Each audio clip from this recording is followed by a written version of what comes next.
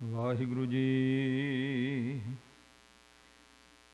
ਗੁਰੂ ਨਾਨਕ ਪਗ ਪੰਕਜ ਬੰਦਨ, ਪਗ ਪੰਕਜ ਬੰਦਨ। ਸਿਮਰੋ ਅੰਗਦ ਦੋਖ ਨਿਕੰਦਨ, ਅਮਰਦਾਸ ਹਿਰਦੈ ਨਿਤ ਧਿਆਵੋ, ਹਿਰਦੈ ਨਿਤ ਧਿਆਵੋ। ਸ੍ਰੀ ਗੁਰੂ ਰਾਮਦਾਸ ਗੁਣ ਗਾਵੋ। ਗੁਰੂ ਅਰਜਨ ਬਿਗਨਨ ਕੇ ਨਾਸਕ, ਬਿਗਨਨ ਕੇ ਨਾਸਕ। ਹਰ ਗੋਬਿੰਦ ਸੁਭ ਮਤ ਪ੍ਰਕਾਸ਼ਕ।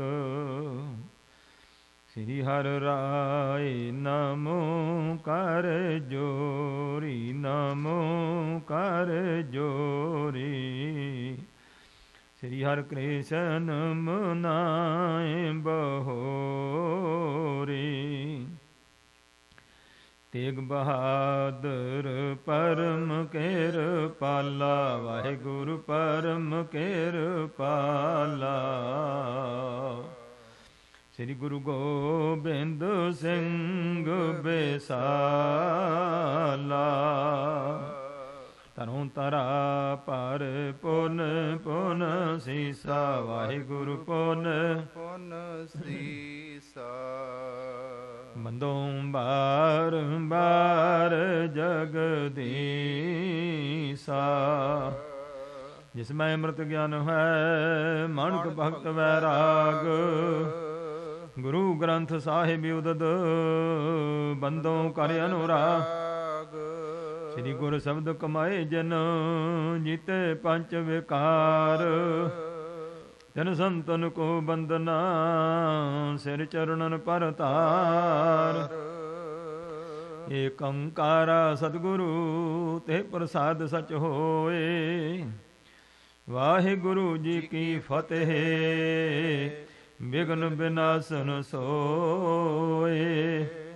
ਵਾਹਿਗੁਰੂ ਜੀ ਕੀ ਫਤਿਹ, ਬਿਘਨ ਬਿਨਾਸਨ ਸੋਏ। ਵਾਹਿਗੁਰੂ ਸਾਹਿਬ ਜੀ। ਦੋਹਰਾ ਇਸ ਪ੍ਰਕਾਰ ਕਹਿ ਸਭਨ ਸੋ, ਉਚਰਿਓ ਬਹੁਰ ਸਲੋਕ। ਮਨ ਵਿਕਾਰ ਤਿਨ ਪ੍ਰਗਟ ਕੀਏ, ਸੁਨਤ ਬ੍ਰਿੰਦ ਤਹ ਲੋਕ। ਇਸ ਪ੍ਰਕਾਰ ਕਹਿ ਸਭਨ ਸੋ। ਵਾਹਿਗੁਰੂ ਜੀ ਕਾ ਖਾਲਸਾ, ਵਾਹਿਗੁਰੂ ਜੀ ਕੀ ਫਤਿਹ। ਗੁਰੂ ਗਰੀਬ ਨਵਾਜ ਪਤਿਤ ਪਾਵਨ, ਭਗਤ ਵਛਲ ਕਿਰਪਾ ਦੇ ਖਜ਼ਾਨੇ। ਧੰਨ ਧੰਨ ਸਾਹਿਬ ਸਤਿਗੁਰੂ ਸ੍ਰੀ ਗੁਰੂ ਨਾਨਕ ਮਹਾਰਾਜ ਸਤਿਗੁਰਾਂ ਦੀ ਸਾਜੀ ਨਿਵਾਜੀ ਗੁਰੂ ਸਵਾਰੀ ਸਤ ਸੰਗਤ ਜੀਓ। ਸਾਹਿਬ ਗੁਰੂ ਨਾਨਕ ਪਾਤਸ਼ਾਹ ਜੀ ਦੀ ਅਪਾਰ ਬਖਸ਼ਿਸ਼ ਦਾ ਸਦਕਾ ਹੈ, ਕਲਯੁਗ ਦੇ ਸਮੇਂ ਵਿੱਚ ਸਾਹਿਬ ਗੁਰੂ ਨਾਨਕ ਪਾਤਸ਼ਾਹ ਮਹਾਰਾਜ ਜੀ ਦੇ ਪਾਵਨ ਪਵਿੱਤਰ ਸੱਚੇ ਸੁੱਚੇ ਉਪਦੇਸ਼ਾਂ ਨੂੰ ਅਤੇ ਸ਼ਹਿਨਸ਼ਾਹ ਪਿਤਾ ਧੰਨ ਗੁਰੂ ਨਾਨਕ ਮਹਾਰਾਜ ਜੀ ਦੇ ਪਵਿੱਤਰ ਕੌਤਕਾਂ ਨੂੰ ਪੜ੍ਹਨ ਸੁਣਨ ਦਾ ਸਾਨੂੰ ਸੁਭਾਗ ਪ੍ਰਾਪਤ ਹੋ ਰਿਹਾ ਹੈ। ਸਤ ਸੰਗਤ ਦੇ ਰੂਪ ਅੰਦਰ ਜੋ ਸਤਿਗੁਰੂ ਜੀ ਨੇ ਸਾਨੂੰ ਹੁਕਮ ਕੀਤਾ ਕਿ ਸਤ ਸੰਗਤ ਹੀ ਹੈ ਇਸ ਕਲਯੁਗ ਦੇ ਸਮੇਂ ਵਿੱਚ ਜੋ ਸਾਡੇ ਜੀਵਨ ਦਾ ਉਧਾਰ ਕਰਨ ਨੂੰ ਸਮਰੱਥ ਹੈ। ਤੋ ਸਤਿਗੁਰੂ ਨਾਨਕ ਪਾਤਸ਼ਾਹ ਜੀ ਨੇ ਇਹ ਜੋ ਪਾਵਨ ਪਵਿੱਤਰ ਬਖਸ਼ਿਸ਼ ਕੀਤੀ ਹੈ, ਧਰਤੀ ਦੇ ਤਲ ਤੇ ਵਿਚਰ ਵਿਚਰ ਕੇ ਅਨੇਕ ਥਾਵਾਂ ਤੇ ਗੁਰੂ ਸਾਹਿਬ ਨੇ ਚਰਨ ਪਾਏ ਨੇ, ਤੇ ਵਾਹਿਗੁਰੂ ਪਰਮੇਸ਼ਵਰ ਤੋਂ ਬੜੇ ਬੜੇ ਆਕੀ ਲੋਕ ਜਿਹੜੇ ਸਨ, ਐਸਾ ਵੀ ਜਿਨ੍ਹਾਂ ਨੇ ਰੱਬ ਨੂੰ ਭੁਲਾਇਆ ਸੀ ਤੇ ਆਪਣੀਆਂ ਹੀ ਸ਼ਕਤੀਆਂ ਦੁਆਰਾ ਦੁਨੀਆ ਤੋਂ ਪੂਜਾ ਕਰਾਉਣ ਵਾਲੇ ਰੱਬ ਬਣੇ ਬੈਠੇ ਦੰਭੀ ਪਖੰਡੀ ਲੋਕ ਸਨ। ਸਾਹਿਬ ਸਤਿਗੁਰੂ ਗੁਰੂ ਨਾਨਕ ਪਾਤਸ਼ਾਹ ਜੀ ਨੇ ਬਖਸ਼ਿਸ਼ ਕਰਕੇ ਉਹਨਾਂ ਦੇ ਪਾਜ ਦੂਰ ਕੀਤੇ, ਔਰ ਇਸ ਖਿਆਲ ਦੇ ਨਾਲ ਨਹੀਂ ਕਿ ਗਲਤ ਲੋਕ ਹਨ ਤੇ ਇਹਨਾਂ ਦੇ ਪਖੰਡ ਜ਼ਾਹਰ ਕਰਕੇ ਇਹਨਾਂ ਨੂੰ ਪਛਾੜ ਦਈਏ, ਇਹਨਾਂ ਨੂੰ ਨਵਾ ਦਈਏ, ਜਾਂ ਇਸ ਤਰ੍ਹਾਂ ਦੇ ਨਾਲ ਨਹੀਂ, ਬਲਕਿ ਸਤਿਗੁਰੂ ਨਾਨਕ ਪਾਤਸ਼ਾਹ ਨੇ ਐਸੀ ਬਖਸ਼ਿਸ਼ ਕੀਤੀ ਜਿਸ ਤਰ੍ਹਾਂ ਕੋਈ ਸਿਆਣਾ ਬਜ਼ੁਰਗ ਬੱਚਿਆਂ ਦੇ ਤਾਈਂ ਪ੍ਰੇਰਨਾ ਕਰਕੇ ਉਹਨਾਂ ਦੀਆਂ ਬੁਰੀਆਂ ਆਦਤਾਂ ਨੂੰ ਨਿਵਰਤ ਕਰਕੇ ਚੰਗੇ ਪਾਸੇ ਲਾ ਕੇ ਭਲਾ ਕਰਨਾ ਚਾਹੁੰਦਾ ਹੈ। ਇਉਂ ਧੰਨ ਗੁਰੂ ਨਾਨਕ ਪਾਤਸ਼ਾਹ ਜੀ ਨੇ ਬਖਸ਼ਿਸ਼ ਕੀਤੀ, ਔਰ ਜੋ ਜੋ ਵੀ ਹਜ਼ੂਰ ਨੇ ਉਪਦੇਸ਼ ਦਿੱਤਾ ਉਹ ਸदैवी ਤੇ ਸਭ ਦਾ ਸਾਂਝਾ। ਖੱਤਰੀ ਬ੍ਰਾਹਮਣ ਸੂਦ ਵੈਸ ਉਪਦੇਸ਼ ਚਾਹ ਵਰਨਾ ਕੋ ਸਾਂਝਾ, ਸਾਂਝਾ ਉਪਦੇਸ਼ ਸਭ ਨੂੰ ਬਖਸ਼ਿਸ਼ ਕੀਤਾ। ਗਰੀਬ ਨਵਾਜ ਦਾਤਾਰ ਦੀ ਅਪਾਰ ਬਖਸ਼ਿਸ਼ ਦਾ ਸਦਕਾ ਹੈ ਕਿ ਜੋ ਸਾਡੇ ਸਮਾਜ ਦੇ ਵਿੱਚ ਤਿਉਹਾਰ ਬਣੇ ਨੇ, ਇਹਨਾਂ ਦਾ ਕੁਝ ਨਾ ਕੁਝ ਪਿਛੋਕੜ ਹੈ। ਅੱਜ ਦਾ ਜਿਹੜਾ ਤਿਉਹਾਰ ਹੈ ਸਾਡਾ, ਇਹ ਲੋਹੜੀ ਦਾ ਤਿਉਹਾਰ ਕਰਕੇ ਮੰਨਿਆ ਜਾਂਦਾ, ਮਨਾਇਆ ਜਾਂਦਾ ਹੈ। ਔਰ ਅਸੀਂ ਜਿਨ੍ਹਾਂ ਘਰਾਂ ਵਿੱਚ ਮੇਰੇ ਮਾਲਕ ਜੀ ਨੇ ਸਤਿਗੁਰਾਂ ਨੇ ਭਾਗ ਲਾਏ ਹੁੰਦੇ ਨੇ, ਬੱਚਿਆਂ ਦੀਆਂ ਦਾਤਾਂ ਬਖਸ਼ੀਆਂ ਹੁੰਦੀਆਂ ਨੇ, ਅਸੀਂ ਉਹਨਾਂ ਬੱਚਿਆਂ ਦੀ ਖੁਸ਼ੀ ਮਨਾਉਂਦੇ ਹੋਏ ਲੋਹੜੀਆਂ ਵੰਡਦੇ ਹਾਂ। ਲੋਹੜੀ ਦਾ ਤਿਉਹਾਰ ਖਾਸ ਕਰ ਬੱਚਿਆਂ ਤੇ ਮਾਪਿਆਂ ਦਾ ਇਹ ਤਿਉਹਾਰ ਕਰਕੇ ਮੰਨਿਆ ਗਿਆ। ਇਉਂ ਹੀ ਮਹਾਂਪੁਰਖ ਦੱਸਿਆ ਕਰਦੇ ਨੇ ਕਿ ਅਕਾਲ ਪੁਰਖ ਵਾਹਿਗੁਰੂ ਪਰਮੇਸ਼ਵਰ ਦੀ ਬਖਸ਼ਿਸ਼ ਇਸ ਤਿਉਹਾਰ ਦਾ ਸੁਨੇਹਾ ਇਹ ਹੈ ਕਿ 5 ਸਾਲ ਦਾ ਬਾਲਕ ਰੱਬ ਦਾ ਭਗਤ ਹੋਇਆ ਤੇ ਦੈਂਤ ਲੋਕ ਦੈਂਤਾਂ ਦੀ ਕੁੱਲ, ਜਿਨ੍ਹਾਂ ਨੂੰ ਹੰਕਾਰ ਇਤਨਾ ਸੀ ਕਿ ਹੁਣ ਅਸੀਂ ਰੱਬ ਹਾਂ, ਦੂਜਾ ਰੱਬ ਕੋਈ ਨਹੀਂ। ਪਰਮੇਸ਼ਵਰ ਦੀ ਖੇਲ, ਇਹੋ ਜਿਹੇ ਹੰਕਾਰੀ ਦੈਂਤ ਦੇ ਘਰ ਵਿੱਚ ਰੱਬ ਨੇ ਆਪਣਾ ਭਗਤ ਪੈਦਾ ਕੀਤਾ। ਬੱਚਾ 5 ਸਾਲ ਦਾ ਜੇ ਹੋਇਆ ਤੇ ਗੁਰੂ ਸਾਹਿਬ ਦੇ ਬਚਨ ਭਗਤਾਂ ਤੇ ਸਹਿਸਾਰੀਆਂ ਜੋੜ ਕਦੇ ਨਾ ਆਇਆ। ਰੱਬ ਦੇ ਭਗਤਾਂ ਦਾ ਤੇ ਸੰਸਾਰੀ ਲੋਕਾਂ ਦਾ ਮਿਲਾਪ ਬਣਦਾ ਨਹੀਂ। ਉਹੀ ਗੱਲ ਹੋਈ ਕਿ ਜਿਸ ਵੇਲੇ ਬਾਲਕ ਹੋਸ਼ ਸੰਭਾਲ ਹੋਇਆ ਤੇ ਹੁਣ ਬੱਚਾ ਜਿਹੜਾ ਉਹ ਤੇ ਰੱਬ ਦਾ ਨਾਮ ਜਪਦਾ, ਪਰ ਹੁਣ ਬਾਪ ਕਹਿੰਦਾ ਮੈਂ ਰਾਜਾ ਹਾਂ, ਮੈਂ ਰੱਬ ਹਾਂ, ਮੇਰਾ ਨਾਮ ਜਪੋ, ਮੇਰਾ ਕਲਮਾ ਪੜੋ। ਬੱਚਾ ਨਹੀਂ ਪੜਦਾ। ਇੱਥੋਂ ਇਹ ਭਾਵ ਲਿਆ ਜਾਂਦਾ ਹੈ ਕਿ ਇੱਕ ਪਾਸੇ ਰੱਬ ਦੇ ਭਗਤ ਨੇ, ਇੱਕ ਪਾਸੇ ਹੰਕਾਰੀ ਮਨਮੁਖ ਲੋਕ ਨੇ। ਗੁਰਮੁਖਾਂ ਤੇ ਮਨਮੁਖਾਂ ਦਾ, ਧਰਮ ਤੇ ਅਧਰਮ ਦਾ ਇਹ ਟਕਰਾਅ ਹੋਇਆ, ਜਿਹਦੇ ਵਿੱਚ ਅਕਾਲ ਪੁਰਖ ਵਾਹਿਗੁਰੂ ਨੇ ਮਦਦ ਕੀਤੀ। ਧਰਮ ਦੀ ਜੈ ਜੈਕਾਰ ਕਰਨ ਵਾਸਤੇ ਜੋ ਬਾਲਕ ਦੀ ਰੱਖਿਆ ਕੀਤੀ ਅਤੇ ਦੁਸ਼ਟ ਦਾ ਵਿਨਾਸ਼ ਕੀਤਾ। ਹੁਣ ਦੇਖੋ, ਹੋਲੀ ਤੇ ਲੋਹੜੀ, ਇਹ ਮੰਨਿਆ ਜਾਂਦਾ ਹੈ ਕਿ ਹੋਲਕਾਂ ਤੇ ਲੋਹੜਕਾਂ ਇਹ ਹਰਣਾਕਸ਼ ਦੀਆਂ ਭੈਣਾਂ ਸਨ, ਪ੍ਰਹਲਾਦ ਦੀਆਂ ਭੂਆ ਸਨ। ਜਿਸ ਵੇਲੇ ਇਹ ਬਾਲਕ ਨੇ ਪਰਮੇਸ਼ਵਰ ਦੀ ਭਗਤੀ ਪ੍ਰਗਟ ਕੀਤੀ ਹੈ, ਔਰ ਜਿਸ ਵੇਲੇ ਇਹਨਾਂ ਦੈਂਤਾਂ ਦਾ ਜਿਹੜਾ ਗੁਰੂ ਸੀ, ਉਹਦੇ ਕੋਲ ਇਸ ਪ੍ਰਕਾਰ ਉਸ ਦੇ ਲੜਕੇ ਸਨ, ਇਹ ਸੰਡਾ ਤੇ ਮਰਕਾ, ਇਹ ਬ੍ਰਾਹਮਣ ਸਨ, ਵਿਦਿਆ ਪੜ੍ਹਾਉਂਦੇ ਸਨ, ਸ਼ੁਕਰ ਪ੍ਰੋਹਤ ਸੀ। ਤੋ ਜਿਸ ਵੇਲੇ ਬਾਲਕ ਨੂੰ ਉੱਥੇ ਪੜ੍ਹਨੇ ਪਾਇਆ ਕਿ ਇਸ ਬੱਚੇ ਨੂੰ ਰਾਜਨੀਤੀ ਸਿਖਾਓ ਤਾਂ ਕਿ ਜਿਸ ਤਰ੍ਹਾਂ ਮੈਂ ਰਾਜ ਕਰ ਰਿਹਾ ਇਸੇ ਤਰ੍ਹਾਂ ਮੇਰੀ ਰਾਜਗੱਦੀ ਨੂੰ ਸਾਂਭਣ ਵਾਲਾ ਬਣੇ। ਹੁਣ ਇਹ ਬੱਚਾ ਪਰਮੇਸ਼ਵਰ ਦੀ ਬਖਸ਼ਿਸ਼ ਨਾਲ ਭਗਤ ਹੈ।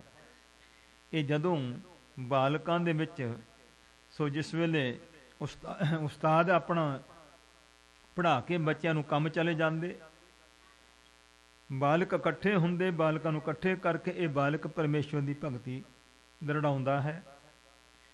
ਇਸ ਟਕਰਾਓ ਤੋਂ ਇਸ ਦੇ ਗੁਰੂਆਂ ਨੇ, ਉਸਤਾਦਾਂ ਨੇ ਪਿਤਾ ਨੂੰ ਇਸ ਦੇ ਨੂੰ ਕਿਹਾ, ਬਾਲਕ ਦੇ ਪਿਤਾ ਨੂੰ, ਵੀ ਤੂੰ ਇਹਨੂੰ ਸਾਂਭੇ, ਤੇ ਸਾਰੇ ਬੱਚੇ ਵਿਗਾੜ ਦਿੱਤੇ ਨੇ, ਤੇਰਾ ਹੁਕਮ ਨਹੀਂ ਮੰਨਦਾ।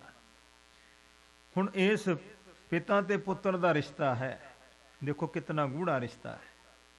पर हुण विचार नहीं मिले, इस वास्ते सो पिता ते पुत्र दा टकराव है, जां इउं कह लो एक दुष्ट दा ते एक भगत दा मुकाबला शुरू हो गया। जिस वेले जुल्म दी इंतहा होई है और प्रहलाद ते ताई मारन दे यत्नां विच होलका ने भी यतन किया कि भरा गल सुन, तेरे कोल नहीं काम हुंदा, लै मैं मार दी। लोड़का कहंदी तूं फिकर न कर, मैं मार दी इस नूं। ये सारे प्रहलाद नूं मारन दे यतन कीते गए। मालिक नूं अकाल पुरख जी ने किरपा की, देवी देवतियां दी तपस्या करके लोहे वर झूठे कर दिते। लोहड़ी बाली जाती है, होली बाली जाती है। इन्हां ने महापुरख दस्या करते सन कि सूरज की तपस्या करके वर लिया होया सी। सूरज की तपस्या करके सूरज देवता प्रगट करके उहदे कोल एक इस प्रकार चादर लई हुई सी कि जिथे मैं ये चादर लै करके अग विच वड़ जावां, मैनूं अग साड़े ना। हुण ये वर सी ते भगत नूं चिखा बाल करके ते अपने शरीर दे उत्ते ओह चादर लैण लई ते गोदी विच लै के मैं बच्चा सड़ जू, मैं बच जाना। इउं अग विच बैठी तो जिस वेले वाहिगुरु परमेश्वर ने तक्या भी मेरा भगत है, परमेश्वर ने भगत की रख्या की। वो चादर जिहड़ी सी बच्चे ते आ गई। तो इस तरीके नाल इन्हां ने बार बार होलका लोड़का ने यतन किया सी भी सानू देवतियां दा वर है, पर जिथे रब की भगती उत्थे देवतियां दे वर भी जिहड़े ने झूठे हो जाते हैं। ये इतिहास ये गल्लां सिद्ध करता है। मालिक ने किरपा की, अपने भगत की करी प्रतपाल। वाहिगुरू ने भगत की रख्या की ते गुरु रामदास कहते हरराक्ष दुष्टा मारिया प्रहलाद तराया। इन्हां दे सारे ही कुनबे दे यतन फेल होए, भगत की रख्या हुई। मेरे सतगुरु पातशाह ने बख्शिशां कीतियां, अकाल पुरख जी ने रहमत की। इस वास्ते ये त्यौहार जिहड़ा दिन है ये मनाया जाता, लोहड़ी होली आदि कि मालिक वाहिगुरू जी ने बालक भगत की रख्या की सी, धर्म की जय जयकार होई। इसलिए बच्चों के जन्म दीयां खुशियां मना करके ये त्यौहार मनाए जाते हैं कि मालिक किरपा करे, जिवें उस बालक ते मेहर होई सी साडे बच्चों ते रब मेहर करे, लंबियां उमरां होण, ये बच्चे सुख शांति दे सहद वसन, सो इस प्रकार बधन फुलन, मालिक वाहिगुरू की कृपा के पात्र बन। आओ मेरे गुरु नानक साहब ने वाहिगुरू जी की कृपा के पात्र बनने वास्ते कौतुक कीते हैं। उन्होंने असीं लड़ीवार इतिहास में सरवण कर रहे हाँ। मेरे शहनशाह पिता सतगुਰਾਂ ने बख्शिश की, कृपा की है। तो गरीब नवाज सो बड़े बड़े अस्थान जिन्हां ते कई प्रकार के भरम सन, उन्हां दी निवृत्ति वास्ते मेरे सतगुरु जी ने सो यात्रा की तो उपदेश बख्शिश किए हैं। गरीब नवाज पातशाह बख्शिश की है। सूरज ग्रहण का मौका आ गया तो कुरुखेतर के स्थान पर सूरज ग्रहण का बहुत बड़ा मेला लगता सी उन्हां समयां दे विच। तो इस प्रकार सतगुरु पातशाह जी भी उत्थे पहुँच गए ने। गुरु पातशाह जी ने जा करके एक पासे ते एक उच्चे टिकाणे ते जा करके हजूर ने डेरा लाया, उत्थे बैठ गए हैं। सतगुरु पातशाह महाराज का कौतुक वरत्या है। अग बाली गई है, बर्तन रखा गया है। जिस वेले सूरज ग्रहण के मौके पर कुरुक्षेत्र का एक पवित्र स्थान इन्हां दा मन्निया जाता है। भगवान कृष्ण जी ने इस प्रकार जिहड़ा महाभारत का युद्ध उस धरती पर होया है, और जिस वेले भगवान कृष्ण जी ने सो अर्जुन नूं जिहड़ा उपदेश दिता, जो गीता का उचारण उसे धरती पर होया है। भगवान कृष्ण ने गीता का उपदेश अर्जुन नूं उत्थे बैठ के किया है, कुरुक्षेत्र की धरती पर। तो साहिब सतगुरु पातशाह की बख्शिश नाल दुआपर तो लैके चलिया आउंदा सी। तो इस प्रकार जोड़ मेला सतगुरु नानक साहब जी उत्थे गए ने। अग बाल करके सारी दुनिया का ध्यान उस पासे खिंचिया है। ये दुनिया के हंकारी लोग धर्मी कहाउंदे सन, सब आए ने सतगुरु नानक पातशाह नूं भी मार दिओ भाई, इन्हां ने अग क्यों बाली है। सतगुरु पातशाह कहंदे भी जे तां तुसीं जोर दे नाल मारना ही चाहुंदे तो मार के वेख लओ, ते जे तुसीं कोई विचार करनी है, तुहानूं किसी गल दा शक अग क्यों बाली है, सूरज ग्रहण मारे कहंदे साडे नाल विचार कर लो। तो मेरे सतगुरु नाल ये चर्चा हो रही है। सन्यासी लोक ने, इस प्रकार ब्राह्मण लोक ने, ये बड़े बड़े हिंदू धर्म के लोग जिहड़े ने मुखी, वो गुरु नानक पातशाह ने चर्चा विचार कर रहे हैं। इन्हां दे विच मुख गल ये सी कि एक ब्राह्मण सी पंडित, उसने धार्मिक विद्या बहुत पढ़ी, ਉਹ ਇਤਨਾ ਚਤੁਰ ਸੀ ਵਿਦਿਆ ਦੇ ਵਿੱਚ ਕਿ ਉਸ ਨੇ ਦਿਗਵਜਈ ਕਹਾਇਆ, ਦਸੋ ਦਿਸ਼ਾ ਵਿੱਚ ਵਿਚਰ ਕੇ, ਭਾਵ ਜਿੱਥੇ ਵੀ ਗਿਆ ਉੱਥੇ ਚਰਚਾ ਕੀਤੀ ਔਰ ਹਰੇਕ ਵਿਦਵਾਨ ਨੂੰ ਹਰਾ ਕਰਕੇ ਉਸ ਦੇ ਗ੍ਰੰਥ ਖੋਹ ਕਰਕੇ ਉਹਦੀ ਬੇਇੱਜ਼ਤੀ ਕੀਤੀ। ਇਸ ਤਰ੍ਹਾਂ ਦੇ ਨਾਲ ਬਹੁਤ ਜਸ ਦੁਨੀਆ 'ਚ ਖੱਟਿਆ ਵੀ ਦਿਗਵਜਈ ਪੰਡਤ ਹੈ। ਨਾਮ ਸੀ ਇਹਦਾ ਨਾਨੂ। ਇਸ ਨੇ ਪੜ੍ਹਿਆ ਸੀ ਭਵਿੱਖਤ ਪੁਰਾਣ 18 ਪੁਰਾਣਾਂ ਵਿੱਚੋਂ ਭਵਿੱਖਤ ਆਉਣ ਵਾਲੇ ਸਮੇਂ ਲਈ ਲਿਖਿਆ ਗਿਆ। ਉਹਦੇ ਵਿੱਚ ਗੁਰੂ ਨਾਨਕ ਸਾਹਿਬ ਦਾ ਜ਼ਿਕਰ ਸੀ ਕਿ ਕਲਯੁੱਗ ਦੇ ਸਮੇਂ ਵਿੱਚ ਪ੍ਰਗਟ ਹੋਣਗੇ, ਧਰਮ ਦੀ ਰੱਖਿਆ ਕਰਨਗੇ। ਇਹ ਨਾਨੂ ਪੰਡਤ ਨੂੰ ਇਸ ਗੱਲ ਦਾ ਹੰਕਾਰ ਮਾਣ ਹੋ ਗਿਆ, ਭਾਈ ਮੇਰਾ ਹੀ ਨਾਮ ਨਾਨਕ, ਮੈਂ ਹੀ ਆਇਆ ਦੁਨੀਆ ਦੇ ਉੱਤੇ, ਮੈਂ ਹੀ ਵਿਦਵਾਨ ਹਾਂ, ਦੁਨੀਆ ਦਾ ਮੇਰਾ ਨਾਂ ਹੀ ਨਾਨਕ ਹੈ। ਇਹ ਨਾਨਕ ਨਾਮ ਕਹਾ ਕਰਕੇ ਦੁਨੀਆ ਦੇ ਵਿੱਚ ਪ੍ਰਚਾਰ ਕਰ ਰਿਹਾ ਸੀ। ਇੱਥੇ ਹੁਣ ਸਾਰੇ ਮੁਖੀ ਲੋਕ, ਇਹ ਵੀ ਉੱਥੇ ਆਇਆ ਹੋਇਆ ਸੀ। ਤਾਂ ਧੰਨ ਗੁਰੂ ਨਾਨਕ ਪਾਤਸ਼ਾਹ, ਹੁਣ ਸੱਚਾ ਗੁਰੂ ਨਾਨਕ ਆ ਗਿਆ ਤੇ ਝੂਠਾ ਨਾਨਕ ਵੀ ਇੱਥੇ ਹੀ ਫਿਰਦਾ ਹੈ।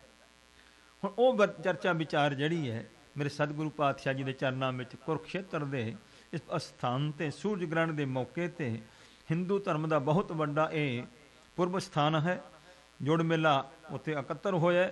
ਗੁਰੂ ਨਾਨਕ ਪਾਤਸ਼ਾਹ ਮਹਾਰਾਜ ਜੀ ਬਖਸ਼ਿਸ਼ ਕਰ ਰਹੇ ਨੇ ਇਹਨਾਂ ਸਭ ਲੋਕਾਂ ਨੂੰ।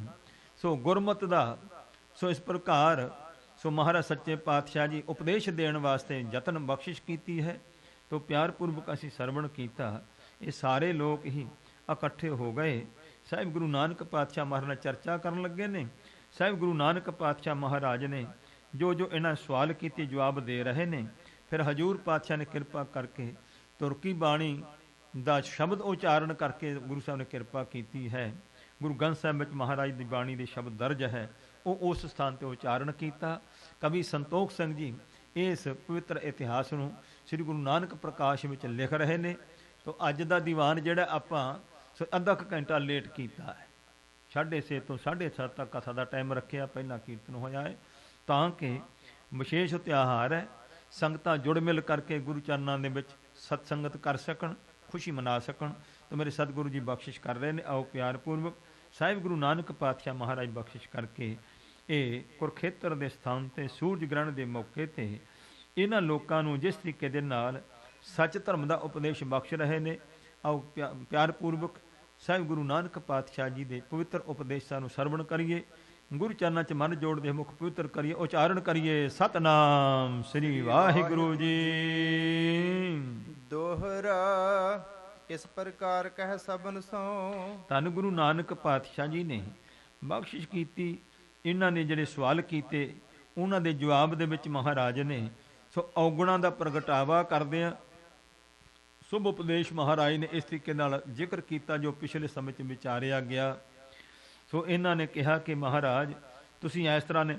ਮਹਾਰਾਜ ਕਹਿੰਦੇ ਵੀ ਦੇਖੋ, ਬ੍ਰਾਹਮਣ ਦਾ ਧਰਮ ਜਿਹੜਾ ਹੈ ਉਹ ਹੈ ਵਿਦਿਆ ਪੜ੍ਹਨ ਪੜ੍ਹਾਉਣ ਤੱਕ ਸੀਮਤ ਤੁਹਾਡੇ ਧਰਮ ਅਨੁਸਾਰ, ਤੇ ਖੱਤਰੀ ਦਾ ਧਰਮ ਹੈ ਕਿ ਸ਼ਸਤਰਧਾਰੀ ਹੋਵੇ।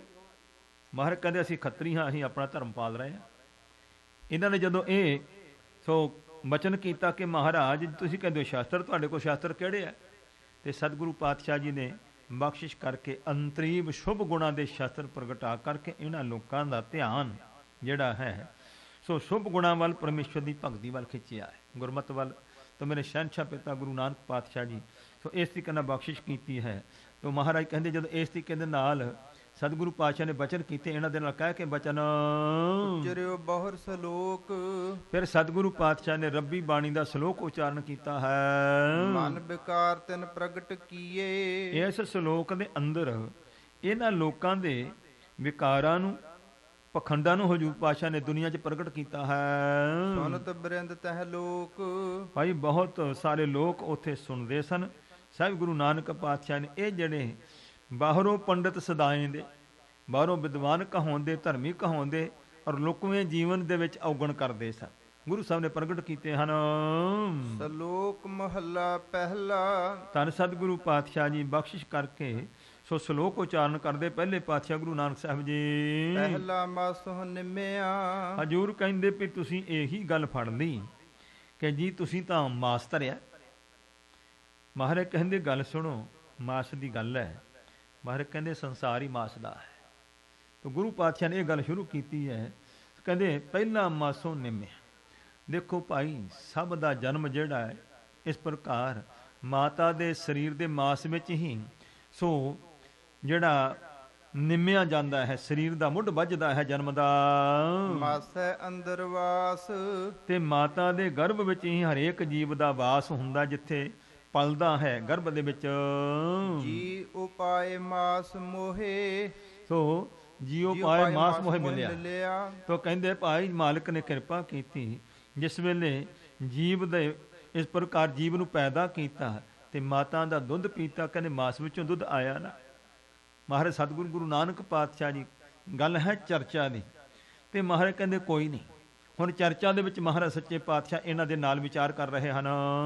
ਹੱਡ ਚਮ ਤਨ ਮਾਸ ਹਜੂਰ ਕਹਿੰਦੇ ਸਾਰੇ ਸਰੀਰ ਹੱਡ ਹੈ, ਚਮ ਹੈ ਤੇ ਮਾਸ ਹੈ। ਸਰੀਰ ਮਾਸ ਦੇ ਬਣੇ ਹਨ, ਚਮ ਦੇ ਬਣੇ ਹਨ।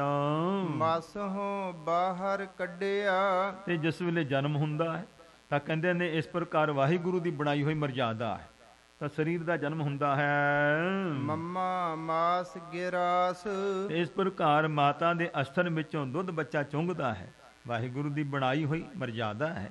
ਤੇ ਬੱਚਾ ਜਿਹੜਾ ਹੈ ਸੋ ਮਾਸ ਚੋਂ ਹੀ ਦੁੱਧ ਚੁੰਘਦਾ ਹੈ। ਮੋਹ ਮਾਸੇ ਕਾ ਜੀਵ ਮਾਸੇ ਕੀ। ਤੇ ਮਹਾਰਾਜ ਕਹਿੰਦੇ ਮੂੰਹ ਵੀ ਮਾਸ ਦਾ ਹੈ, ਜੀਭ ਵੀ ਮਾਸ ਦਾ ਹੈ। ਇਸ ਪ੍ਰਕਾਰ ਮਾਸ ਵਿੱਚੋਂ ਦੁੱਧ ਬੱਚਾ ਚੁੰਘ ਕੇ ਪਲਦਾ ਹੈ। ਮਾਸੈ ਅੰਦਰ ਸਾਸ ਤੇ ਫਿਰ ਜੀਵਨ ਜਿਹੜਾ ਹੈ ਸਵਾਸਾਂ ਨਾਲ ਚੱਲਦਾ ਹੈ, ਤੇ ਪ੍ਰਾਣ ਸਾਡੇ ਸਰੀਰ ਮਾਸ ਦੇ ਵਿੱਚ ਹੀ ਚੱਲਦੇ ਹਨ। ਸਵਾਸ ਚੱਲਦੇ ਨੇ ਤੇ ਜੀਵਨ ਹੈ। ਵੱਡਾ ਹੋਵਾ ਵਿਆਹਿਆ ਕਹਿੰਦੇ ਜਿਸ ਵੇਲੇ ਵੱਡਾ ਹੋ ਜਾਂਦਾ ਹੈ, ਜਵਾਨ ਹੁੰਦਾ ਸਰੀਰ, ਤਾਂ ਫਿਰ ਕਹਿੰਦੇ ਵਿਆਹ ਹੋ ਜਾਂਦਾ ਬੱਚਿਆਂ ਦਾ। ਘਰ ਲੈ ਆਇਆ ਮਾਸ ਤੇ ਵਿਆਹ ਕਰਕੇ ਜਿਹੜਾ ਸਰੀਰ ਲੈ ਕੇ ਆਇਓ ਅਕਸਰ ਹੈ ਤੇ ਮਾਸ ਦਾ ਹੀ। ਮਾਸੋਂ ਹੀ ਮਾਸ ਉਪਜੈ ਇਉਂ ਵਾਹਿਗੁਰੂ ਦੀ ਬਣਾਈ ਹੋਈ ਇਸ ਪ੍ਰਕਿਰਤੀ ਦੀ ਮਰਜ਼ਾਦਾ ਵਿੱਚ ਫਿਰ ਅਗਾਂਹ ਬੱਚਿਆਂ ਦੇ ਜਨਮ ਹੁੰਦੇ ਨੇ ਸ਼ਾਦੀ ਤੋਂ ਬਾਅਦ। ਮਾਸੋਂ ਸਭੋ ਸਾਕ ਤੇ ਕਹਿੰਦੇ ਇਹ ਮਾਸ ਦੇ ਸਰੀਰ ਨੇ ਤੇ ਰਿਸ਼ਤੇ ਸਾਰੇ ਮਾਸ ਕਰਕੇ ਬਣਦੇ ਆ, ਸੋ ਸੰਬੰਧ ਬਣਦੇ ਹਨ ਸਰੀਰਾਂ ਦੇ। ਸਤਿਗੁਰ ਮਿਲਿਆ ਹੁਕਮ ਬੁੱਝੀਐ ਧੰਨ ਗਰੀਬ ਨਵਾਜ ਪਾਤਸ਼ਾਹ ਬਖਸ਼ਿਸ਼ ਕਰ। ਸਤਿਗੁਰੂ ਜੀ ਮਿਲਣ, ਜਦੋਂ ਤੱਕ ਗੁਰੂ ਦਾ ਉਪਦੇਸ਼ ਨਹੀਂ ਮਿਲਦਾ ਔਰ ਗੁਰੂ ਦੇ ਉਪਦੇਸ਼ ਵਿੱਚ ਵਿਸ਼ਵਾਸ ਨਹੀਂ ਬਣਦਾ, ਮਹਾਰਾਜ ਕਹਿੰਦੇ ਉਦੋਂ ਤੱਕ ਮਨ ਦਾ ਭਰਮ ਨਿਵਰਤ ਨਹੀਂ ਹੁੰਦਾ ਹੈ। ਤਾਂ ਹਜ਼ੂਰ ਪਾਤਸ਼ਾਹ ਕਹਿੰਦੇ ਜਦੋਂ ਸਤਿਗੁਰੂ ਪਾਤਸ਼ਾਹ ਜੀ ਸੋ ਮਿਲ ਕਰਕੇ ਤੋਂ ਹੁਕਮ ਦੀ ਪਛਾਣ ਕੀਤੀ, ਵਾਹਿਗੁਰੂ ਦੇ ਹੁਕਮ ਨੂੰ ਬੁੱਝਿਆ ਵੀ ਆ ਸਾਰਾ ਕੁਝ ਵਾਹਿਗੁਰੂ ਦੇ ਹੁਕਮ ਵਿੱਚ ਹੈ। ਤਾ ਕੋ ਆਵੈ ਰਾਸ ਤਾਂ ਕੋਈ ਸਚਾਈ ਦੇ ਵਿੱਚ ਆਉਂਦਾ ਹੈ, ਤਾਂ ਹੀ ਸੱਚ ਨੂੰ ਸਮਝਦਾ ਹੈ। ਜਦੋਂ ਸਤਿਗੁਰੂ ਜੀ ਦੇ ਹੁਕਮ ਨੂੰ ਕੋ ਬੁੱਝ ਲਵੇ, ਸਮਝ ਲਵੇ। ਆਪ ਛੁੱਟੇ ਨਹਿ ਛੁੱਟੀਐ ਹਜੂਰ ਕਹਿੰਦੇ ਜੇ ਕੋਈ ਕਹਿੰਦਾ ਆਪਣੇ ਆਪ, ਕਹਿੰਦੇ ਇਹਨਾਂ ਭਰਮਾਂ ਦੇ ਵਿੱਚੋਂ ਆਪਣੇ ਆਪ ਛੁਟਕਾਰਾ ਨਹੀਂ ਮਿਲਦਾ ਹੈ। ਨਾਨਕ ਬਚਨ ਬਿਨਾਸ਼ ਤੇ ਜਿਹੜੇ ਹੈ ਫਜ਼ੂਲ ਹੀ ਤੁਸੀਂ ਬਚਨ ਕਰਦੇ ਹੋ, ਸਾਰੇ ਬਿਨਾਸ਼ ਜਿਹੜੇ ਨੇ ਇਸ ਪ੍ਰਕਾਰ ਬਿਨਾਸ਼ ਕਰਨ ਵਾਲੇ ਨੇ, ਫਜ਼ੂਲ ਹਨ। ਦੋਹਰਾ ਜਨਮਾਦਿਕ ਤੇ ਅਪਰਜੋ ਤੋ ਇਸ ਪ੍ਰਕਾਰ ਤੋ ਕਵੀ ਜੀ ਅੱਗੇ ਸ਼ੁਰੂ ਕਰਦੇ ਪ੍ਰਸੰਗ ਨੂੰ। ਸੋ ਕਹਿੰਦੇ ਜਨਮ ਆਦਿਕ ਤੋਂ ਲੈ ਕਰਕੇ ਹੋਰ ਜੋ ਵੀ ਇਸ ਪ੍ਰਕਾਰ ਹੈ, ਮਾਸੋਂ ਸਭੇ ਹੋਏ ਸਭ ਭਾਈ ਮਾਸ ਦੇ ਸਰੀਰ ਮਾਸ ਤੋਂ ਹੀ ਵਾਹਿਗੁਰੂ ਨੇ ਪੈਦਾਇਸ਼ ਕੀਤੀ ਹੋਈ ਹੈ। ਬਿਨਾ ਮਾਸ ਨਹਿ ਹੈ ਕਛੂ ਤੋ ਭਾਈ ਮਾਸ ਤੋਂ ਬਿਨਾਂ ਤਾਂ ਕੁਝ ਵੀ ਨਹੀਂ ਹੈ। ਸਾਰੀ ਰਚਨਾ ਜਿਹੜੀ ਹੈ ਸੋ 84 ਲੱਖ ਜੂਨਾਂ ਮਾਸ ਦੀਆਂ ਬਣੀਆਂ ਹੋਈਆਂ। ਹੋਏ ਤਾਂ ਉਚਰੋ ਕੋਏ ਮਾਰੇ ਕੋਈ ਹੈ ਮਾਸ ਤੋਂ ਬਿਨਾਂ ਤੇ ਦੱਸੋ ਭਾਈ। ਗੁਰੂ ਪਾਤਸ਼ਾਹ ਜੀ ਨੇ ਸਵਾਲ ਕੀਤਾ ਉਹਨਾਂ ਤੇ, ਕਹਿ ਵਿਰਾਗ ਜੇ ਉਰ ਬਿਖੈ। ਹਜ਼ੂਰ ਪਾਤਸ਼ਾਹ ਕਹਿੰਦੇ ਜਿਨ੍ਹਾਂ ਦੇ ਹਿਰਦੇ ਵਿੱਚ ਵੈਰਾਗ ਹੈ, ਪਰਮੇਸ਼ਵਰ ਦਾ ਸੱਚਾ ਪਿਆਰ ਹੋਵੇ, ਦੁਨੀਆ ਦੇ ਮੋਹ ਤੋਂ ਸੁਰਤ ਉੱਚੀ ਹੋ ਜਾਵੇ, ਸਤਿਗੁਰ ਕੇ ਢਿਗ ਜਾਏ ਤੇ ਗੁਰੂ ਪਾਤਸ਼ਾਹ ਦੇ ਕੋਲ ਜਾ ਕਰਕੇ ਪੁੱਛੇ, ਗੁਰੂ ਪਾਤਸ਼ਾਹ ਕੋਲ ਗੁਰੂ ਦੇ ਉਪਦੇਸ਼ ਨੂੰ ਧਾਰਨ ਕਰੇ।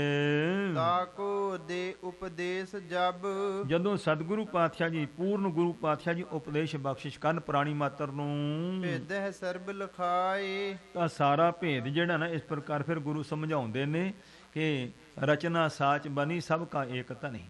ਇੱਕੋ ਹੀ ਵਾਹਿਗੁਰੂ ਪਰਮੇਸ਼ਵਰ ਦੀ ਬਣਾਈ ਹੋਈ ਰਚਨਾ ਸਾਰੀ ਹੈ। ਤਨ ਕੋ ਜਾਣਹਿ ਭਿੰਨ ਤਾਂ ਕਹਿੰਦੇ ਇਸ ਪ੍ਰਕਾਰ ਗੁਰੂ ਦਾ ਜਦੋਂ ਉਪਦੇਸ਼ ਪ੍ਰਾਪਤ ਹੁੰਦਾ ਤੇ ਗੁਰੂ ਦੀ ਬਖਸ਼ਿਸ਼ ਮਿਲਦੀ ਹੈ, ਤੇ ਫਿਰ ਜਿਹੜਾ ਤਨ ਸਰੀਰ ਹੈ ਤੇ ਆਤਮਾ, ਇਸ ਨੂੰ ਅਲੱਗ ਕਰਕੇ ਇਸ ਪ੍ਰਕਾਰ ਸੋ ਤਨ ਸਰੀਰ ਤੇ ਇਹਦਾ ਜੋ ਆਤਮ ਹੈ ਇਹਨੂੰ ਫਿਰ ਅਲੱਗ ਕਰਕੇ ਤੇ ਉਸ ਨੂੰ ਪ੍ਰਾਪਤ ਕਰਦਾ ਹੈ ਗੁਰੂ ਦੀ ਬਖਸ਼ਿਸ਼ ਨਾਲ ਜੋ ਜਗਿਆਸੂ ਹੈ। ਪੁਨ ਚੇਤਨ ਭਿੰਨ ਦਿਖਾਏ ਤੇ ਫਿਰ ਗੁਰੂ ਕਿਰਪਾ ਕਰਦੇ ਨੇ ਜੋ ਚੇਤਨ ਸਰੂਪ ਹੈ ਸਰੀਰ ਤੋਂ ਅਲੱਗ ਹੈ, ਉਹ ਗੁਰੂ ਫਿਰ ਵਿਖਾ ਦਿੰਦੇ। ਇਹ ਪੂਰੇ ਗੁਰੂ ਦੀ ਬਖਸ਼ਿਸ਼ ਹੈ। ਪੂਰਾ ਗੁਰੂ ਹੀ ਮਿਹਰ ਕਰਕੇ ਇਹ ਸਾਡਾ ਜਿਹੜੇ ਸਰੀਰ ਨੇ ਨਾ, ਇਹ ਸਰੀਰ ਤਾਂ ਪੰਜਾਂ ਤੱਤਾਂ ਦੀ ਮਿੱਟੀ, ਕਬੀਰ ਜੀ ਨੇ ਵੀ ਕਿਹਾ, ਕਬੀਰਾ ਧੂਰ ਸਕੇਲ ਕੇ ਪੁਰੀਆਂ ਬੰਦੀ ਦੇ, ਕਹਿੰਦੇ ਮਿੱਟੀ ਦੀਆਂ ਪੁੜੀਆਂ ਜਿੱਦਾਂ ਬਣਾ ਲਓ, ਇਹ ਮਹਾਰਾਜ ਨੇ ਸਰੀਰ ਬਣਾ ਦਿੱਤੇ ਸਾਡੇ। ਹੁਣ ਜਿਹੜੀ ਮਾਇਆ ਹੈ ਜਾਂ ਇਹ ਸਰੀਰ ਜਿਹੜੇ ਨੇ ਜਾਂ ਪੰਜ ਤੱਤ ਨੇ ਤੇ ਜੜ ਨੇ, ਪਰ ਜਿਹੜਾ ਜੀਵ ਆਤਮ ਹੈ, ਵਾਹਿਗੁਰੂ ਪਰਮੇਸ਼ਵਰ ਨੇ ਜੋ ਆਪਣੀ ਚੇਤਨ ਦੀ ਅੰਸ਼ ਪਾਈ ਆ ਇਹਦੇ ਵਿੱਚ, ਉਹ ਹੈ ਮਾਲਕ ਦੀ ਜੋਤ, ਜਿਹਦੇ ਸਦਕੇ ਇਹ ਸਰੀਰ ਹਰਕਤ ਨੂੰ ਪ੍ਰਾਪਤ ਹਨ। ਸਤ ਆਤਮਾ ਜਾਣਹੀ। ਤੇ ਜਿਹੜੇ ਗੁਰੂ ਵੈਰਾਗ ਧਾਰ ਕੇ ਗੁਰੂ ਕੋਲ ਜਾਂਦੇ ਨੇ, ਸਤਿਗੁਰਾਂ ਦੇ ਉਪਦੇਸ਼ ਨੂੰ ਕਮਾਉਂਦੇ ਨੇ, ਗੁਰੂ ਉਪਦੇਸ਼ ਕਮਾਉਣ ਤੇ ਸਤਿਗੁਰੂ ਜੀ ਦਾ ਤੇ ਤਰੁੱਠ ਪੈਂਦੇ ਬਖਸ਼ਿਸ਼ ਕਰਦੇ ਨੇ, ਉਹ ਫਿਰ ਇਹ ਜਿਹੜਾ ਤਨ ਸਰੀਰ ਤੋਂ ਜੋ ਅਲੱਗ ਇਹ ਜਿਹੜੇ ਸਰੀਰ ਨੇ ਨਾ, ਇਸ ਪ੍ਰਕਾਰ ਸੋ ਮਹਾਂਪੁਰਖਾਂ ਨੇ ਉਹ ਸਮਝਾਇਆ ਹੈ, ਧਰਮ ਗ੍ਰੰਥ ਵੀ ਦੱਸਦੇ ਨੇ, ਇਹ ਸਾਡੇ ਜਿਹੜੇ ਦੇਹ ਸਰੀਰ ਨੇ ਨਾ, ਇਹ ਇੱਕ ਸਰੀਰ ਨਹੀਂ ਹੈ, ਇਹ ਤਿੰਨ ਦੇਹਾਂ ਮੰਨੀਆਂ ਨੇ। ਆਹ ਸਾਡਾ ਸਥੂਲ ਸਰੀਰ ਹੈ ਪੰਜਾਂ ਤੱਤਾਂ ਦਾ, ਇਹਦੇ ਅੰਦਰ ਇੱਕ ਉਹਨੂੰ ਲਿੰਗ ਸਰੀਰ ਲਿਖਿਆ ਜਾਂ ਉਹਨੂੰ ਸੂਖਮ ਸਰੀਰ ਮਹਾਂਪੁਰਖ ਕਹਿੰਦੇ ਨੇ, ਉਹ 17 ਤੱਤਾਂ ਦਾ ਹੈ। ਉਹਦਾ ਵਜੂਦ ਜਿਹੜਾ ਹੋਰ ਹੈ 17 ਤੱਤਾਂ ਦਾ। ਔਰ ਜਿਹੜੇ ਬੰਦਗੀ ਵਾਲੇ ਲੋਕ ਮਹਾਂਪੁਰਸ਼ ਨੇ, ਜਿਸ ਤਰ੍ਹਾਂ ਆਪਾਂ ਇਤਿਹਾਸ ਸੁਣਦੇ ਹਾਂ ਕਿ ਧੰਨ ਗੁਰੂ ਨਾਨਕ ਪਾਤਸ਼ਾਹ ਨੇ ਕਿਰਪਾ ਕੀਤੀ, ਸੋ ਮਨਸੁਖ ਸ਼ਾਹੂਕਾਰ ਦਾ ਇਸ ਪ੍ਰਕਾਰ ਬੇੜਾ ਬੰਨੇ ਲਾਇਆ ਸੀ ਸਮੁੰਦਰ ਚੋਂ। ਸਾਹਿਬ ਗੁਰੂ ਤੇਗ ਬਹਾਦਰ ਪਾਤਸ਼ਾਹ ਜੀ ਨੇ ਮੱਖਣ ਸ਼ਾਹ ਦਾ ਬੇੜਾ ਲਾਇਆ ਸੀ ਬੰਨੇ। ਉਹ ਸੂਖਮ ਸਰੀਰ ਹੈ, ਜਿੰਨਾ ਮਰਜੀ ਬਲ, ਜਿੱਦਾਂ ਵੀ ਉੱਚਾ, ਜਿੱਥੇ ਮਰਜੀ ਉਹਨੂੰ ਲਿਜਾਇਆ ਜਾ ਸਕਦਾ ਹੈ। ਔਰ ਉਹਨਾਂ ਦੇ ਅੰਤਰ ਇੱਕ ਹੈ ਕਾਰਨ ਦੇ। ਇਸ ਪ੍ਰਕਾਰ ਤੋਂ ਇਸ ਦੀ ਇਹ ਤਿੰਨ ਤਿੰਨ ਦੇਹਾਂ ਨੇ ਸਾਡੀਆਂ ਅੰਤਰਗਤ ਹੋ ਕਰਕੇ, ਜਿਸ ਵੇਲੇ ਇਹ ਪੰਜ ਭੂਤਕ ਸਥੂਲ ਸਰੀਰ ਜਿਹੜਾ ਹੈ, ਜੇ ਉਮਰ ਪੁੱਗ ਜਾਂਦੀ ਇੱਥੇ ਸਰੀਰ ਰਹਿ ਜਾਂਦਾ ਹੈ, ਅੱਗੇ ਕੀ ਜਾਂਦਾ ਹੈ, ਉਹ ਸੂਖਮ ਸਰੀਰ ਹੈ ਜੋ ਧਰਮ ਰਾਜੇ ਦੇ ਪੇਸ਼ ਹੁੰਦਾ ਹੈ, ਜੋ ਫਿਰ ਸਵਰਗ ਨਰਕ ਦੇ ਸੁੱਖ ਮਾਣਦਾ, ਉਹ ਸੂਖਮ ਸਰੀਰ ਹੈ। ਇਸ ਪ੍ਰਕਾਰ ਕਹਿੰਦੇ ਜਦੋਂ ਪੂਰਾ ਗੁਰੂ ਮਿਲ ਜਾਂਦਾ ਹੈ, ਉਸ ਵੇਲੇ ਫਿਰ ਇਸ ਸਰੀਰ ਦੇ ਨਾਲ ਭਿੰਨ ਜੋ ਆਤਮਾ ਹੈ, ਪ੍ਰਕਾਸ਼ ਰੂਪ ਹੈ, ਉਸ ਦੀ ਪ੍ਰਾਪਤੀ ਹੋ ਜਾਂਦੀ ਹੈ। ਇਉਂ ਜਾਣੋ ਵਿਦਵਾਨੋ, ਦੇਹ ਅਨਿਤ ਸਦਾਏ। ਉਹਨਾਂ ਨੂੰ ਫਿਰ ਇਹ ਨਿਸ਼ਚਾ ਹੋ ਜਾਂਦਾ ਹੈ, ਇਹ ਦੇਹ ਅਨਿਤ ਨਾ ਨਿਤਰ ਹੈ, ਇਹ ਸਰੀਰ ਸਦਾ ਰਹਿਣ ਵਾਲਾ ਨਹੀਂ, ਅਨਿਤ ਨਾਸਵੰਤ ਹੈ। ਸਤ ਅਸਤ ਸਰਬੰਧ ਜੋ। ਤੋ ਜਿਹੜਾ ਸਤ ਤੇ ਅਸਤ, ਸਤ ਸੱਚ ਹੈ, ਅਸਤ ਝੂਠ ਹੈ। ਇਸ ਪ੍ਰਕਾਰ ਸੱਚ ਆਤਮਾ ਹੈ, ਅਸਤ ਸਰੀਰ ਹੈ। ਤੋ ਇਸ ਪ੍ਰਕਾਰ ਸਤ ਅਸਤ, ਜੋ ਸਤ ਹੈ ਉਹ ਪਰਮੇਸ਼ਰ ਵਾਹਿਗੁਰੂ ਹੈ, ਅਤੇ ਅਸਤ ਆ ਜਿਤਨੀ ਇਹ ਪ੍ਰਪੰਚ ਹੈ, ਜਿਤਨੀ ਰਚਨਾ ਪ੍ਰਕਿਰਤੀ ਹੈ, ਇਹ ਅਸਤ ਹੈ। ਇਸ ਪ੍ਰਕਾਰ ਅਸਤ ਜੜ ਰੂਪ ਹੈ, ਕਛੂ ਨਾ ਜਾਣਹੁ ਕੋਇ। ਇਸ ਪ੍ਰਕਾਰ ਭਾਈ ਤੋ ਇਸ ਤਰੀਕੇ ਦੇ ਨਾਲ ਗੁਰੂ ਉਪਦੇਸ਼ ਦੁਆਰਾ ਫਿਰ ਉਹ ਸਤ ਅਸਤ ਦੀ ਪਛਾਣ ਕਰ ਲੈਂਦੇ ਹਨ। ਜੈਸੇ ਸਬਤਾ ਤਿਮਰ ਕੋ। ਦੇਖੋ ਹੁਣ ਪ੍ਰਮਾਣ ਦਿੰਦੇ ਨੇ, ਕਿਉਂਕਿ ਭਾਈ ਸੰਤੋਖ ਸਿੰਘ ਜੀ ਵੀ ਆਤਮ ਗਿਆਨੀ ਹਨ, ਬਹੁਤ ਬੜੇ ਵਿਦਵਾਨ। ਜਿਹੜਾ ਵੀ ਬਚਨ ਰੂਹਾਨੀਅਤ ਦਾ, ਗਿਆਨ ਦਾ ਸਿੱਧ ਕਰਦੇ ਨੇ, ਬੜੇ ਸੁੰਦਰ ਪ੍ਰਮਾਣ ਦਿੰਦੇ। ਕਹਿੰਦੇ ਦੇਖੋ ਹੁਣ ਰਾਤ ਪੈ ਗਈ, ਦਿਨ ਤੇ ਸਰ ਪਰ ਪੌਸੀ ਰਾਤ, ਰੈਨ ਗਈ ਫਿਰ ਹੋਏ ਪ੍ਰਭਾਤ। ਜਾਂ ਇੰਜ ਵੀ ਕਿਹਾ, ਰੱਬ ਪ੍ਰਗਾਸ ਰਜਨੀ ਜਥਾ ਗਤ, ਜਾਣਤ ਸਭ ਸੰਸਾਰ। ਸੋ ਰਾਤ ਹੈ, ਜਦੋਂ ਸੂਰਜ ਚੜ੍ਹਦਾ ਹੈ, ਰਾਤ ਚਲੀ ਜਾਂਦੀ, ਹਨੇਰਾ ਦੂਰ ਹੋ ਜਾਂਦਾ ਹੈ। ਕਹਿੰਦੇ ਇਸੇ ਤਰ੍ਹਾਂ ਕਵੀ ਜੀ ਇੱਥੇ ਪ੍ਰਮਾਣ ਦਿੰਦੇ ਨੇ, ਜਿਸ ਤਰੀਕੇ ਦੇ ਨਾਲ ਸਬਤਾ ਸੂਰਜ ਜਦੋਂ ਚੜ੍ਹਦਾ ਹੈ, ਨੇਰ ਨਾ ਕਬਹੂ ਹੋਏ। ਤਾਂ ਕਹਿੰਦੇ ਨੇ ਜਦੋਂ ਸੂਰਜ ਚੜ੍ਹਦਾ, ਹਨੇਰਾ ਕਦੇ ਨੇੜੇ ਨਹੀਂ ਜਾ ਸਕਦਾ, ਕਿਉਂਕਿ ਹਨੇਰੇ ਤੇ ਚਾਨਣ ਦਾ ਕਦੇ ਵੀ ਸੰਬੰਧ ਨਹੀਂ। ਇਸ ਤਰੀਕੇ ਦੇ ਨਾਲ ਪੂਰਾ ਗੁਰੂ ਜਦੋਂ ਮਿਲਦਾ ਹੈ, ਜਿਹਨੂੰ ਕਹਿੰਦਾ ਗਿਆਨ ਅੰਜਨ ਗੁਰਦੀਆ, ਅਗਿਆਨ ਅੰਧੇਰ ਵਿਨਾਸ਼। ਗੁਰੂ ਗਿਆਨ ਬਖਸ਼ਦੇ ਨੇ, ਅਗਿਆਨ ਦਾ ਹਨੇਰਾ ਦੂਰ ਕਰਦੇ ਨੇ। ਇਸ ਤਰ੍ਹਾਂ ਸਤਿਗੁਰੂ ਪਾਤਸ਼ਾਹ ਜੀ ਦੇ ਗਿਆਨ ਦਾ ਸੂਰਜ ਜਿਸ ਹਿਰਦੇ ਵਿੱਚ ਚੜ੍ਹ ਜਾਵੇ, ਉਸ ਦਾ ਅਗਿਆਨ ਹਨੇਰਾ ਦੂਰ ਹੋ ਕਰਕੇ ਉਸ ਨੂੰ ਸਮਝ ਆਉਂਦੀ ਆ। ਫਿਰ ਇਹ ਅਸੀਂ ਆਪਹੁ ਕੋ ਨਾ ਜਾਣਈ। ਆਪਣੇ ਆਪ ਨਹੀਂ ਕੋਈ ਜਾਣ ਸਕਦਾ ਉਸ ਆਪਣੇ ਆਤਮ ਨੂੰ, ਹੈ ਤਾਂ ਆਪਣਾ ਹੀ ਆਪਾ ਹੈ। ਮਹਾਰਾਜ ਤੇ ਇੰਜ ਵੀ ਕਿਹਾ ਹੈ ਕਿ ਭਾਈ ਇਹ ਸਾਡਾ ਸਰੀਰ ਜਿਹੜਾ ਹੈ, ਇਸ ਦੇ ਹਿਰਦੇ ਦੇ ਵਿੱਚ ਇਸ ਪ੍ਰਕਾਰ ਏਕ ਹੈ ਠਾਹਰ ਦੁਹਾਂ ਵਸਿਆ। ਕਹਿੰਦੇ ਨੇ ਈਸ਼ਵਰ ਦਾ ਤੇ ਜੀਵ ਦਾ ਹਿਰਦੇ ਸਥਾਨ ਤੇ ਇਕੱਠਾ ਵਾਸਾ ਤਾਂ ਹੈ, ਪਰ ਵਿੱਚ ਪੜਦਾ ਦੂਰ ਪਈ ਆਸ। ਵਿੱਚ ਪੜਦਾ ਇਹੋ ਜਿਹਾ ਹਉਮੈ ਦਾ ਜਿਹਦੇ ਨਾਲ ਦੂਰੀ ਬਣੀ ਹੋਈ ਹੈ। ਤੋ ਕਹਿੰਦੇ ਨੇ ਗੁਰੂ ਤੋਂ ਬਿਨਾਂ ਉਹ ਪੜਦਾ ਹਉਮੈ ਦਾ ਦੂਰ ਨਹੀਂ ਹੁੰਦਾ, ਔਰ ਆਤਮ ਪ੍ਰਕਾਸ਼ ਹੁੰਦਾ ਨਹੀਂ ਹੈ। ਬਿਨ ਸਤਿਗੁਰ ਉਪਦੇਸ਼, ਬਿਨਾਂ ਸਤਿਗੁਰੂ ਦੇ ਉਪਦੇਸ਼ ਤੋਂ, ਬਿਨਾਂ ਗੁਰੂ ਧਾਰਨ ਕਰਨ ਤੋਂ, ਗੁਰੂ ਦਾ ਉਪਦੇਸ਼ ਗ੍ਰਹਿਣ ਕਰਨ ਤੋਂ, ਗੁਰੂ ਦੀ ਸੇਵਾ ਕਰਕੇ ਨਾਮ ਦੀ ਪ੍ਰਾਪਤੀ ਤੇ ਗੁਰੂ ਦੀ ਖੁਸ਼ੀ ਲੈਣ ਤੋਂ ਬਿਨਾਂ ਇਹ ਪੜਦਾ ਜਿਹੜਾ ਅਗਿਆਨ ਦਾ ਹਨੇਰਾ ਦੂਰ ਨਹੀਂ ਹੁੰਦਾ ਅਤੇ ਹਿਰਦੇ ਦੇ ਅੰਦਰ ਗਿਆਨ ਦਾ ਚਾਨਣ ਨਹੀਂ ਹੁੰਦਾ ਹੈ। ਇਸ ਪ੍ਰਕਾਰ ਕਹਿ ਸਭਨ ਕੋ, ਇਉਂ ਧੰਨ ਗੁਰੂ ਨਾਨਕ ਪਾਤਸ਼ਾਹ ਮਹਾਰਾਜ ਨੇ ਸਾਰਿਆਂ ਨੂੰ ਇਉਂ ਉਪਦੇਸ਼ ਕੀਤਾ, ਬਚਨ ਕੀਤਾ। ਉਚਾਰਨ ਕਰੀਏ ਸਤਨਾਮ ਸ੍ਰੀ ਵਾਹਿਗੁਰੂ। ਵਾਹਿਗੁਰੂ ਜੀ। ਇਹ ਬਚਨ ਜਿਹੜੇ ਜਦੋਂ ਅਸੀਂ ਮਹਾਂਪੁਰਖਾਂ ਦੇ ਜੀਵਨ ਪੜ੍ਹਦੇ ਨਾ, ਉਹਨਾਂ ਵਿੱਚੋਂ ਫਿਰ ਪ੍ਰਗਟ ਹੁੰਦੇ ਨੇ ਇਹ ਜਿਹੜੇ ਗਿਆਨ ਦੇ ਉਪਦੇਸ਼ ਤੇ ਇਹ ਅਵਸਥਾ ਨੇ। ਸੱਚਖੰਡ ਵਾਸੀ ਬ੍ਰਹਮ ਗਿਆਨੀ ਮਹਾਂਪੁਰਸ਼ ਸੰਤ ਬਾਬਾ ਹਰਨਾਮ ਸਿੰਘ ਜੀ ਰਾਮਪੁਰ ਖੇੜੇ ਵਾਲੇ ਮਹਾਂਪੁਰਖਾਂ ਦੇ ਜੀਵਨ ਪੜ੍ਹਦੇ ਹਾਂ, ਉਹਦੇ ਵਿੱਚ ਸੋ ਮਹਾਂਪੁਰਖਾਂ ਦੇ ਬਚਨ ਮਿਲਦੇ ਹਨ। ਕਹਿੰਦੇ ਜਿਸ ਵੇਲੇ ਸਿਮਰਨ ਕਰਦਿਆਂ ਮਾਲਕ ਨੇ ਇਹ ਅਵਸਥਾ ਬਣਾ ਦਿੱਤੀ। ਸਾਹਿਬ ਗੁਰੂ ਗ੍ਰੰਥ ਸਾਹਿਬ ਤੇ ਵਿਸ਼ਵਾਸ ਕੀਤਾ, ਕਿਉਂਕਿ ਮਹਾਂਪੁਰਖਾਂ ਨੇ ਆਪਣੇ ਜੀਵਨ ਵਿੱਚ ਦੱਸਿਆ ਹੈ ਕਿ ਅਸੀਂ ਪਹਿਲਾਂ ਯਤਨ ਕੀਤੇ ਵੀ ਸਾਧੂਆਂ ਦੀ ਕਿਸੇ ਪੂਰਨ ਦੀ ਸੰਗਤ ਕਰੀਏ, ਪਰ ਹਿਰਦੇ ਦੇ ਅੰਦਰ ਇਹ ਆਸਾ ਸੀ ਭਈ ਕੋਈ ਮਹਾਰਾਜ ਦਾ ਐਸਾ ਪਿਆਰਾ ਕੋਈ ਸਿੱਖ ਸਾਧੂ ਹੋਵੇ ਸਾਨੂੰ ਗੁਰੂ ਨਾਨਕ ਨਾਲ ਜੋੜ ਦੇਵੇ। ਕਹਿੰਦੇ ਅਸੀਂ ਯਤਨ ਕੀਤੇ ਪਰ ਕਹਿੰਦੇ ਸਾਡੇ ਸਫਲ ਨਹੀਂ ਹੋਏ, ਕਿਉਂਕਿ ਹਰ ਕੋਈ ਚਾਹੁੰਦਾ ਸੀ ਸਾਡਾ ਚੇਲਾ ਬਣ ਜਾਏ। ਕਹਿੰਦੇ ਫਿਰ ਅਸੀਂ ਸਾਹਿਬ ਗੁਰੂ ਗ੍ਰੰਥ ਸਾਹਿਬ ਤੇ ਭਰੋਸਾ ਕਰਕੇ ਫਿਰ ਗੁਰੂ ਗ੍ਰੰਥ ਸਾਹਿਬ ਨੂੰ ਗੁਰੂ ਮੰਨ ਕਰਕੇ ਸਿਮਰਨ ਕਰਨਾ ਸ਼ੁਰੂ ਕੀਤਾ। ਸੰਤ ਬਾਬਾ ਰਾਮਪੁਰ ਖੇੜੇ ਵਾਲੇ ਬਾਬਾ ਹਰਨਾਮ ਸਿੰਘ ਜੀ ਮਹਾਂਪੁਰਖਾਂ ਨੇ ਸ੍ਰੀ ਗੁਰੂ ਗ੍ਰੰਥ ਸਾਹਿਬ ਤੇ ਨਿਸ਼ਚਾ ਕਰਕੇ ਫਿਰ ਬੰਦਗੀ ਕੀਤੀ। ਕਹਿੰਦੇ ਬੰਦਗੀ ਕਰਦਿਆਂ ਐਸਾ ਸਮਾਂ ਆਇਆ ਕਿ ਸਾਨੂੰ ਨਾ ਪ੍ਰਕਾਸ਼ ਹੀ ਪ੍ਰਕਾਸ਼ ਪ੍ਰਾਪਤ ਹੋ ਗਿਆ, ਅੰਦਰ ਬਾਹਰ ਪ੍ਰਕਾਸ਼। ਫਿਰ ਕਹਿੰਦੇ ਐਸਾ ਰਿਹਾ ਕਿ ਅੰਦਰ ਤਾਂ ਪ੍ਰਕਾਸ਼ ਹੈ ਹੀ ਸੀ, ਫਿਰ ਕਹਿੰਦੇ ਸਾਡੇ ਨਾ ਸੀਸ ਦੇ ਦੁਆਲੇ ਵੀ ਪ੍ਰਕਾਸ਼ ਰਹਿਣਾ ਸ਼ੁਰੂ ਹੋ ਗਿਆ। ਜਿੱਧਰ ਜਾਈਏ ਅਸੀਂ ਹਨੇਰੇ 'ਚ ਵੀ ਪ੍ਰਕਾਸ਼ ਰਿਹਾ ਕਰੇ। ਕਹਿੰਦੇ ਅਸੀਂ ਸੋਚਿਆ ਵੀ ਇਹ ਦਿਸਦਾ ਤੇ ਜਦੋਂ ਲੋਕਾਂ ਨੇ ਦੇਖਿਆ ਤੇ ਲੋਕੀ ਤਾਂ ਮੱਥਾ ਟੇਕਣਗੇ, ਸਾਡੀ ਪੂਜਾ ਕਰਨ ਲੱਗ ਪੈਣਗੇ। ਦੇਖੋ ਅਵਸਥਾ ਹੈ, ਪਰ ਗੁਰਸਿੱਖ ਦੀ ਸੋਝੀ ਕੈਸੀ। ਕਹਿੰਦੇ ਵੀ ਦੁਨੀਆ ਪੂਜਾ 'ਚ ਪਾ ਲੂ, ਤੇ ਕਹਿੰਦੇ ਐਉਂ ਨਾ ਹੋਵੇ ਕਿਤੇ ਵੀ ਅਸੀਂ ਇਹੋ ਜਿਹੀਆਂ ਸੋ ਦੁਨੀਆਦਾਰੀ ਦੀਆਂ ਪੂਜਾ ਪ੍ਰਤਿਸ਼ਠਾ 'ਚ ਪੈ ਕੇ ਕਿਤੇ ਆਪਣੇ ਰਸਤੇ ਤੋਂ ਗਿਰ ਨਾ ਜਾਈਏ। ਅਸੀਂ ਤਾਂ ਵਾਹਿਗੁਰੂ ਨੂੰ ਪ੍ਰਾਪਤ ਕਰਨਾ। ਕਹਿੰਦੇ ਫਿਰ ਗੁਰੂ ਚਰਨਾਂ 'ਚ ਅਰਦਾਸ ਕੀਤੀ ਵੀ ਸੱਚੇ ਪਾਤਸ਼ਾਹ ਮਹਾਰਾਜ ਕਿਰਪਾ ਕਰੋ, ਸਾਡਾ ਹਿਰਦੇ ਪ੍ਰਕਾਸ਼ ਤਾਂ ਮਹਾਰਾਜ ਬਖਸ਼ਿਸ਼ ਕਰੀ ਰੱਖੋ, ਪਰ ਆ ਬਾਹਰਲਾ ਪ੍ਰਕਾਸ਼ ਸੰਕੋਚ ਦਿਓ ਮਹਾਰਾਜ, ਦੁਨੀਆ ਤੋਂ ਡਰ ਲੱਗਦਾ ਹੈ। ਕਹਿੰਦੇ ਸਾਡੀ ਅਰਦਾਸ ਮਹਾਰਾਜ ਨੇ ਸੁਣ ਲਈ। ਫਿਰ ਜਿਹੜਾ ਬਾਹਰਲਾ ਪ੍ਰਕਾਸ਼ ਸੀ ਨਾ ਉਹ ਮਹਾਰਾਜ ਨੇ ਸੰਕੋਚ ਦਿੱਤਾ। ਤੋ ਇਹੀ ਗੱਲ ਕਰ ਰਹੇ ਨੇ ਕਵੀ ਜੀ ਹੁਣੀ। ਕਹਿੰਦੇ ਜਦੋਂ ਗੁਰੂ ਪਾਤਸ਼ਾਹ ਮਹਾਰਾਜ ਜੀ ਦੇ ਨਾਲ ਸੋ ਗੁਰਸਿੱਖ ਮਿਲਦਾ ਹੈ ਤੇ ਹਿਰਦੇ 'ਚ ਵਿਰਾਗ ਹੋਣਾ ਚਾਹੀਦਾ ਕਿ ਮੈਂ ਪਰਮੇਸ਼ਰ ਨੂੰ ਮਿਲਣਾ। ਪ੍ਰੇਮ ਹੋਵੇ, ਦੁਨੀਆ ਤੋਂ ਮੋਹ ਤੋਂ ਸੁਰਤ ਉੱਚੀ ਹੋ, ਗੁਰੂ ਉਪਦੇਸ਼ ਹੋ, ਆਪਣੇ ਆਪ ਨਹੀਂ ਗੱਲ ਇਹ ਬਣਦੀ। ਤੋ ਸਤਿਗੁਰੂ ਪਾਤਸ਼ਾਹ ਜੀ ਦੀ ਕਿਰਪਾ ਹੋਵੇ ਤਾਂ ਕਹਿੰਦੇ ਫਿਰ ਇਸ ਤਰੀਕੇ ਦੇ ਨਾਲ ਜਿਸ ਤਰ੍ਹਾਂ ਸੂਰਜ ਚੜ੍ਹਨ ਤੋਂ ਹਨੇਰਾ ਦੂਰ ਹੁੰਦਾ ਹੈ, ਇਵੇਂ ਹੀ ਤੋ ਗੁਰੂ ਪਾਤਸ਼ਾਹ ਕਿਰਪਾ ਕਰਕੇ ਗਿਆਨ ਦਾ ਸੂਰਜ ਹਿਰਦੇ ਚੜਾ ਕਰਕੇ ਅਗਿਆਨ ਦਾ ਹਨੇਰਾ ਅੰਧਕਾਰ ਦੂਰ ਕਰਦੇ ਹਨ। ਤੂਸਨ ਭਏ ਜਗਤੇਸ, ਤੋ ਇੰਨੇ ਬਚਨ ਕਰਕੇ ਗਿਆਨ ਦੇ ਗੁਰੂ ਪਾਤਸ਼ਾਹ ਜੀ ਚੁੱਪ ਹੋ ਗਏ। ਹੁਣ ਭਾਈ ਬਹੁਤ ਵੱਡਾ ਜੋੜ ਮੇਲਾ ਜੋੜਿਆ ਹੋਇਆ, ਬੜੇ ਬੜੇ ਸੋ ਧਾਰਮਿਕ ਮੁਖੀ ਸੰਤ ਮਹਾਤਮਾ ਲੋਕ ਵੱਖਰੇ ਵੱਖਰੇ ਭੇਖਾਂ ਦੇ ਉੱਥੇ ਇਕੱਤਰ ਸਨ।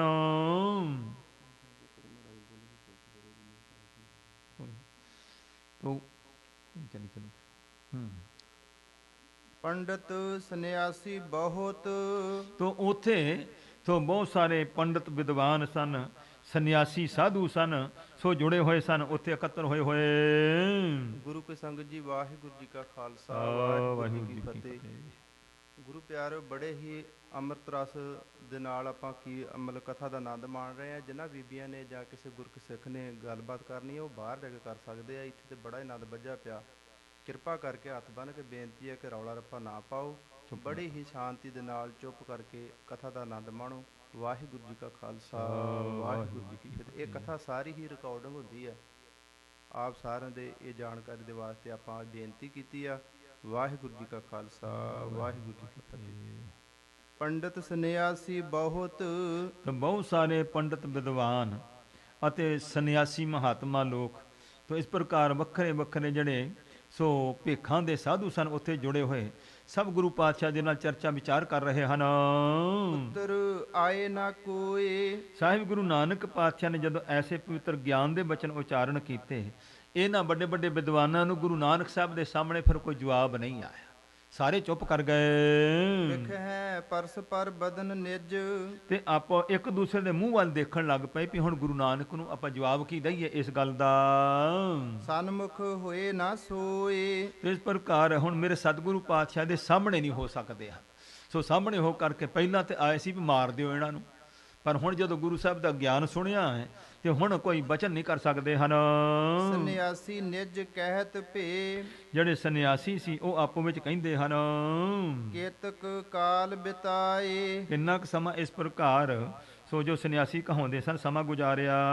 ਨਾਨਕ ਚੰਦ ਪੰਡਤ ਬਡੋ। ਤੋ ਇਸ ਪ੍ਰਕਾਰ ਇਹ ਸੰਨਿਆਸੀਆਂ ਨੇ ਕਹਿਣ ਲੱਗੇ ਵੀ ਇਹ ਵੱਡਾ ਹੀ ਵਿਦਵਾਨ ਜਿਹੜਾ ਇਸ ਪ੍ਰਕਾਰ ਇਹ ਨਾਨਕ ਚੰਦ ਨਾਮ ਰਖਾਇਆ ਜਿਸ ਬ੍ਰਾਹਮਣ ਪੰਡਤ ਨੇ।